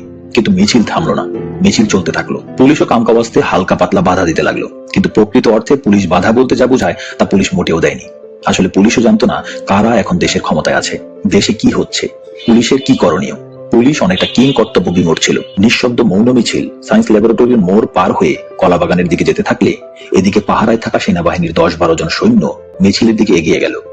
সৈন্যদের মিছিলের দিকে এগিয়ে আসতে দেখে বেশ কিছু মিছিলকারী মিছিল ত্যাগ করে আশেপাশে সরে পড়ল। সৈন্যরা মিছিলের দিকে এগিয়ে এলো ঠিকই, কিন্তু মিছিলে বাধা দান বা সমর্থন কোনো কিছুই করলো না, শুধু তাকিয়ে তাকিয়ে দেখতে লাগলো। তবে সৈন্যদের তাকানোর ভঙ্গিটা বিরূপ ছিল। তারা বাঁকা চোখে মিছিলটাকে দেখেছে এবং মনে হয়েছে দ্বিতীয় সামরিক অভ্যুত্থান ও সৈন্যদের করণীয় সম্পর্কে তারাও নিশ্চিত নন। মিছিল কলাবাগান অতিক্রম করার সময় ব্রিগেডিয়ার খালেদ মোশাররফের মা এবং ছোট ভাই রাশেদ মোশাররফ মিছিলে অংশ নিলে ব্রিগেডিয়ার খালেদ মোশাররফের নেতৃত্বে অভ্যুত্থানের বিষয়ে বিস্তারিত জানা যায়। এখানেই জানা গেল নতুন সেনাবাহিনী প্রধান মেজর জেনারেল জিয়াউর রহমানকে ব্রিগেডিয়ার খালেদ মোশাররফের অনুগত বাহিনী বন্দী করেছে এবং অনতি বিলম্বে brigadier Khaled Mosharraf major general পদোন্নতি নিয়ে সেনাবাহিনী প্রধান হচ্ছেন। মিছিল 32 নম্বর ধানমন্ডি বঙ্গবন্ধু ভবনের গেটে গিয়ে বিকাল 3টায় বিশ্ববিদ্যালয়ে জমায়েত ও বিক্ষোভ মিছিলের কর্মসূচি দিয়ে শেষ হয়। দুপুর 1টার দিকে ধানমন্ডি 32 নম্বরের বঙ্গবন্ধু শেখ মুজিবুর রহমানের ভবনের সামনে থেকে যে যার স্থানে ফিরে যাই। মাত্র আধা ঘন্টা সময়ের মধ্যে দুপুরের আহার শেষ করে পুরান ঢাকা থেকে আবার ঢাকা বিশ্ববিদ্যালয়ে রওনা হই। বিকাল 3টার আগেই আমরা ডাকসু ভবনের সামনে উপস্থিত হয়ে দেখি প্রায় 1000 খানেক ছাত্র জনতা ইতিমধ্যেই সমবেত হয়েছে। আনুষ্ঠানিকভাবে সমাবেশ শুরু হয়নি, কিন্তু বিক্ষিপ্তভাবে সবাই আলোচনা করছিল। এই আলাপ আলোচনার মূল বিষয় ছিল জেলখানায় জাতীয় 4 নেতা হত্যা। গতকাল 3রা নভেম্বর শেখ মুজিব হত্যাকারীরা জেলখানার অভ্যন্তরে বন্দী অবস্থায় বাংলাদেশের প্রথম প্রধানমন্ত্রী, মুক্তিযুদ্ধের সফল নেতৃত্ব দানকারী জনাব তাজউদ্দিন আহমেদ, প্রথম রাষ্ট্রপতি সৈয়দ নজরুল ইসলাম, প্রধানমন্ত্রী ক্যাপ্টেন অবসরপ্রাপ্ত মনসুর আলী এবং শিল্পমন্ত্রী কামরুজ্জামানকে গুলি করে হত্যা করে এবং তারপর দেশ ত্যাগ করে। ডাকসুর সাবেক ভিপি, বর্তমানে কমিউনিস্ট পার্টির সাধারণ সম্পাদক মুজাহিদুল ইসলাম সেলিম, ইসমত কাদির গামা সংক্ষিপ্ত ও বিক্ষিপ্ত বক্তৃতার পর মিছিল শুরু হলো। জেলখানায় জাতীয় 4 নেতা হত্যার খবরে মিছিলের মানুষগুলো কেমন যেন বিমর্ষ হয়ে গেল। মিছিলটা পুরনো ঢাকার দিকে এগিয়ে যেতে লাগলো, কিন্তু মিছিলের গতি প্রকৃতিটা এমনই হলো যে এটা না হলো বিক্ষোভ মিছিল, না হলো মৌন মিছিল। মিছিলটা পুরাতন শহর দিয়ে নাজিমউদ্দিন রোডের সেন্ট্রাল জেলের সামনে দিয়ে সন্ধ্যার দিকে ঢাকা বিশ্ববিদ্যালয়ের জহুরুল হক হলের মাঠে এসে শেষ হলো। এখানে মুজাহিদুল ইসলাম সেলিম আগামী 5ই নভেম্বর শোক সভার কর্মসূচি ঘোষণা করে পাড়া মহল্লায় মিছিল ও পথসভা করার নির্দেশ দিলেন। এর আগে বিকাল 3টার দিকে সোহরাওয়ার্দী উদ্যানের পশ্চিম কোণে 3 নেতার মাজারের সামনে জাতীয় 4 নেতাকে দাফন দেওয়ার জন্য কবর খোঁড়া হলো, কিন্তু শেষ পর্যন্ত পুলিশের বাধার জন্য জাতীয় 4 নেতাকে এখানে কবর দেয়া গেল না। আমরা 10-11 জন মিছিল করতে করতে পুরাতন শহরে আমাদের মহল্লায় ফিরে এলাম। তখন রাত 8টা হবে। মহল্লায় এসে পরিচিত মাইকের দোকান থেকে মাইক এবং গ্যারেজ থেকে রিক্সা নিয়ে মাইক বেঁধে মিছিল এবং পথসভা করতে লাগলাম। পথসভা ও মিছিলে জাতীয় 4 নেতা হত্যার প্রতিবাদে আগামীকাল শোক সভার ঘোষণা দিতে থাকলাম। পথসভা এবং মিছিলে জনতা তো অংশগ্রহণ করলই না, এমনকি আওয়ামী লীগের নেতাকর্মীরাও অংশগ্রহণ করলো না। আমরা 10-11 জন ছাত্র নেতাকর্মী সারাটা পুরাতন শহরের যতটা এলাকা সম্ভব মিছিল আর পথসভা করতে থাকলাম। রাত 11টার দিকে শ্যামবাজার এলাকায় মিছিল নিয়ে এলে সূত্রাপুর থানার পুলিশ রাস্তার 2 দিক থেকে ঘেরাও করে আমাদের বেধড়ক লাঠি পেটা করে রিক্সা এবং মাইক ছিনিয়ে নিয়ে যায়। পুলিশের এই হামলায় গুরুতর আহত হয় ছাত্র ইউনিয়ন নেতা, বর্তমানে সরকারি আমলা খন্দকার শওকত হোসেন এবং কবি নজরুল সরকারি কলেজের তুখোর ছাত্র নেতা, সহত প্রতিবাদী ব্যক্তিত্ব, বিএনপি সরকার কর্তৃক মনোনীত 79 নম্বর ওয়ার্ড চেয়ারম্যান, বর্তমানে জাতীয়তাবাদী দল 79 নম্বর ওয়ার্ড সভাপতি জননেতা মোহাম্মদ ফরিদ উদ্দিন। আমরা সবাই পালিয়ে গেলাম। রাতে কেউই বাসায় থাকলাম না, কিন্তু রিক্সাওয়ালা, রিক্সার মালিক, মাইকওয়ালা এরা সবাই আমার বাসায় এসে রিক্সা আর মাইক দাবি করে বসে রইল। পরদিন সকালে টাকা পয়সা দিয়ে থানায় লোক পাঠানো হলো রিক্সা আর মাইক ছাড়ানোর জন্য, কিন্তু থানা পুলিশ কিছুতেই মাইক আর রিক্সা ছাড়লো না। 3রা নভেম্বর ব্রিগেডিয়ার খালেদ মোশাররফের নেতৃত্বে সংঘটিত দ্বিতীয় সামরিক অভ্যুত্থানে বঙ্গবন্ধু শেখ মুজিবুর রহমানের হত্যাকারীরা দেশ থেকে পালিয়ে গেলেও যার নেতৃত্বে মুজিবুর রহমানকে হত্যা করা হলো এবং যিনি সংবিধান বহির্ভূতভাবে অবৈধ পন্থায় দেশের রাষ্ট্রপতি হয়ে বসলেন, সেই খন্দকার মোস্তাক আহমেদ ঠিকই রাষ্ট্রপতি পদে বহাল থাকলেন। 15ই আগস্ট সকালে বাংলাদেশের রাষ্ট্রপতি বঙ্গবন্ধু শেখ মুজিবুর রহমানকে হত্যা করে সংবিধান বহির্ভূত পন্থায় সম্পূর্ণ অবৈধভাবে রাষ্ট্রপতি হয়ে বসা খন্দকার মোস্তাক আহমেদকে রাষ্ট্রপতি হিসেবে শপথ বাক্য পাঠ করান বাংলাদেশের সুপ্রিম কোর্টের তৎকালীন অস্থায়ী প্রধান বিচারপতি এবি মাহমুদ হোসেন। সংবিধান বহির্ভূত পন্থায় রাষ্ট্রপতি পদে অধিষ্ঠিত খন্দকার মোস্তাক আহমেদের কাছ থেকে 5ই নভেম্বর 1975-এ ব্রিগেডিয়ার খালেদ মোশাররফ পদোন্নতি নিয়ে মেজর জেনারেল হন এবং সেই সাথে মুক্তিযুদ্ধের ঘোষক মেজর জেনারেল জিয়াউর রহমানকে সেনাবাহিনীর পদ থেকে সরিয়ে দিয়ে নিজেই সেনাবাহিনী প্রধান পদে অধিষ্ঠিত হন। বিমান বাহিনী ও নৌবাহিনী প্রধানগণ খালেদ মোশাররফকে মেজর জেনারেল ও সেনাবাহিনী প্রধানের ব্যাচ পরিয়ে দিচ্ছেন, এই ছবি পত্রিকায় প্রকাশিত হয়। 5ই নভেম্বর বিশ্ববিদ্যালয় এলাকায় সপাচেক ছাত্র জনতা সমবেত হলেও নেতৃত্বের অভাবে এবং জাসদ ছাত্রলীগের দাপটের কারণে 4 নভেম্বর ঘোষিত 5ই নভেম্বরের শোকসভা অনুষ্ঠিত হয়নি। দেশের সর্বশেষ রাজনৈতিক পরিস্থিতি সম্পর্কে অস্পষ্টতা এবং আতঙ্ক নিয়ে বিক্ষিপ্ত কথাবার্তা আর মিছিলের চেষ্টার মধ্য দিয়ে 5ই নভেম্বরের দিন শেষ হয়ে গেলে সন্ধ্যায় আমরা পুরাতন ঢাকায় ফিরে আসি এবং সরকারি কবি নজরুল কলেজের শহীদ শামসুল আলম ছাত্রাবাসের ছাত্রদের নিয়ে ছাত্রসভা করি। পরদিন 6 নভেম্বর সকালে পুরাতন ঢাকা থেকে যথারীতি আমরা 10-11 জন মিছিল নিয়ে আবারও ঢাকা বিশ্ববিদ্যালয়ে সমবেত হলে খন্দকার মোস্তাক আহমেদকে রাষ্ট্রপতি পদ থেকে সরিয়ে সুপ্রিম কোর্টের প্রধান বিচারপতি আবু শাহাদাত মোহাম্মদ সায়েমকে রাষ্ট্রপতি করা, পার্লামেন্ট ভেঙে দেয়া, সামরিক আইন জারি করা এবং সেনাবাহিনী প্রধান হিসেবে মেজর জেনারেল খালেদ মোশাররফের প্রধান সামরিক আইন প্রশাসক হওয়া সহ ইত্যাদি বিষয় সম্পর্কে বিস্তারিত শোনা যায়। এবং এই দিনেও আমাদের মিছিল ও আলোচনার কোনো আনুষ্ঠানিকতা ছিল না, সবাই ছিল বিক্ষিপ্ত এবং বিচ্ছিন্ন। সন্ধ্যা নাগাদ আমরা পুরাতন শহরে ফিরে আসি। নেতৃত্বের কোথাও কেউ নেই, সব কেমন যেন শূন্য ও ফাঁকা। দেশে আরো সাংঘাতিক বড় ধরনের কি যেন হতে যাচ্ছে তা অনুভব করা যায়, উপলব্ধি করা যায়, কিন্তু পরিষ্কার বোঝা যায় না। আওয়ামী বাকশালী নেতারা সব কে যে কি করছে বা কোথায় পালিয়ে গেছে তাও বোঝা যায় না। ছাত্র নেতাদের মধ্যে বঙ্গবন্ধু শেখ মুজিবের ভাগ্নে শেখ শহীদ অনেকটা পাতানো গৃহবন্দী বলেই মনে হচ্ছে। ইসমত কাদের গামার ততটা বুদ্ধিশুদ্ধি নেই, তবে কিছু করার চেষ্টায় আছেন। রবিউল আলম চৌধুরী আছেন, সব সময় আছেন, বলতে গেলে সেই এখন সবচাইতে বড় নেতা। টাকসুর সাবেক ভিপি ছাত্র ইউনিয়ন নেতা মুজাহিদুল ইসলাম সেলিম হলেন কিছু একটা করার চেষ্টাকারীদের মূল নেতা। ছাত্র নেতা সৈয়দ নুরুল কাদের সিদ্দিকীর সাথে যোগ দিয়েছেন। আগামীকাল যথারীতি বিশ্ববিদ্যালয়ে যাওয়া ছাড়া আমাদের কোনো কর্মসূচি নেই। রাত যখন গভীর হলো 1:30-2টা বাজে, ঘড়ির সময় অনুযায়ী 7 নভেম্বর গভীর রাতে হঠাৎ গুলির আওয়াজ শোনা যেতে লাগলো। রাত যতই বাড়তে লাগলো, গুলির আওয়াজও ততই বাড়তে লাগলো। গুলির আওয়াজে মনে হতে লাগলো এই যেন 25শে মার্চ, 1971-এর মতোই এক কালো রাত। 25শে মার্চ 1971-এর পাকিস্তানি হানাদার বাহিনী নিরস্ত্র ঘুমন্ত বাঙালিকে নির্বিচারে গুলি করে হত্যা করেছে। কিন্তু আজকের গুলি কারা করছে, কেন করছে, কার বিরুদ্ধে করছে কিছুই বোঝা যাচ্ছে না। 7 নভেম্বর ভোর হতে না হতেই দেখা গেল সেনাবাহিনীর সিপাহীরা আকাশ পানে গুলি করতে করতে রাস্তা দিয়ে পায়ে হেঁটে গাড়িতে চড়ে যে যেভাবে খুশি ঘুরে বেড়াচ্ছে। আর এই সেনা সিপাহীদের সাথে স্বতঃস্ফূর্তভাবে জনগণের একটা অংশ যোগ দিয়েছে। সিপাহী জনতা রাজপথে মিছিল করছে আর আকাশের দিকে গুলি ছুটছে, স্লোগান দিচ্ছে। সিপাহী জনতার এই মিছিল থেকে নানা ধরনের স্লোগান শোনা গেল। কোন মিছিল থেকে স্লোগান এলো মোস্তাক জিয়া জিন্দাবাদ, মুসলিম বাংলার জিন্দাবাদ। কোন মিছিল থেকে স্লোগান উঠলো কর্নেল তাহের জিন্দাবাদ, তাহের জিয়া ভাই ভাই, গণবাহিনী জিন্দাবাদ, সিপাহী জনতা ভাই ভাই ইত্যাদি নানা ধরনের স্লোগান দিতে শোনা গেল সিপাহী জনতার মিছিল থেকে। এই সিপাহী জনতার সামনে কোনো সুস্পষ্ট লক্ষ্য বা পরিষ্কার কোনো ধারণা যে ছিল না তা বোঝা যাচ্ছিল, এবং এই সিপাহী জনতার বিদ্রোহে কোনো একক নেতৃত্ব বা নিয়ন্ত্রণ যে ছিল না তাও বোঝা যাচ্ছিল। তবে এই সিপাহী জনতার বিদ্রোহ যে আওয়ামী বাকশালী এবং শেখ মুজিবের অনুসারীদের বিরুদ্ধে তা নিশ্চিত ছিল। ওই মিছিলকারী সিপাহী জনতা আওয়ামী বাকশালী বা শেখ মুজিবের অনুসারীদের দেখামাত্র যে মেরে ফেলতো তাতে কোনোই সন্দেহ ছিল না।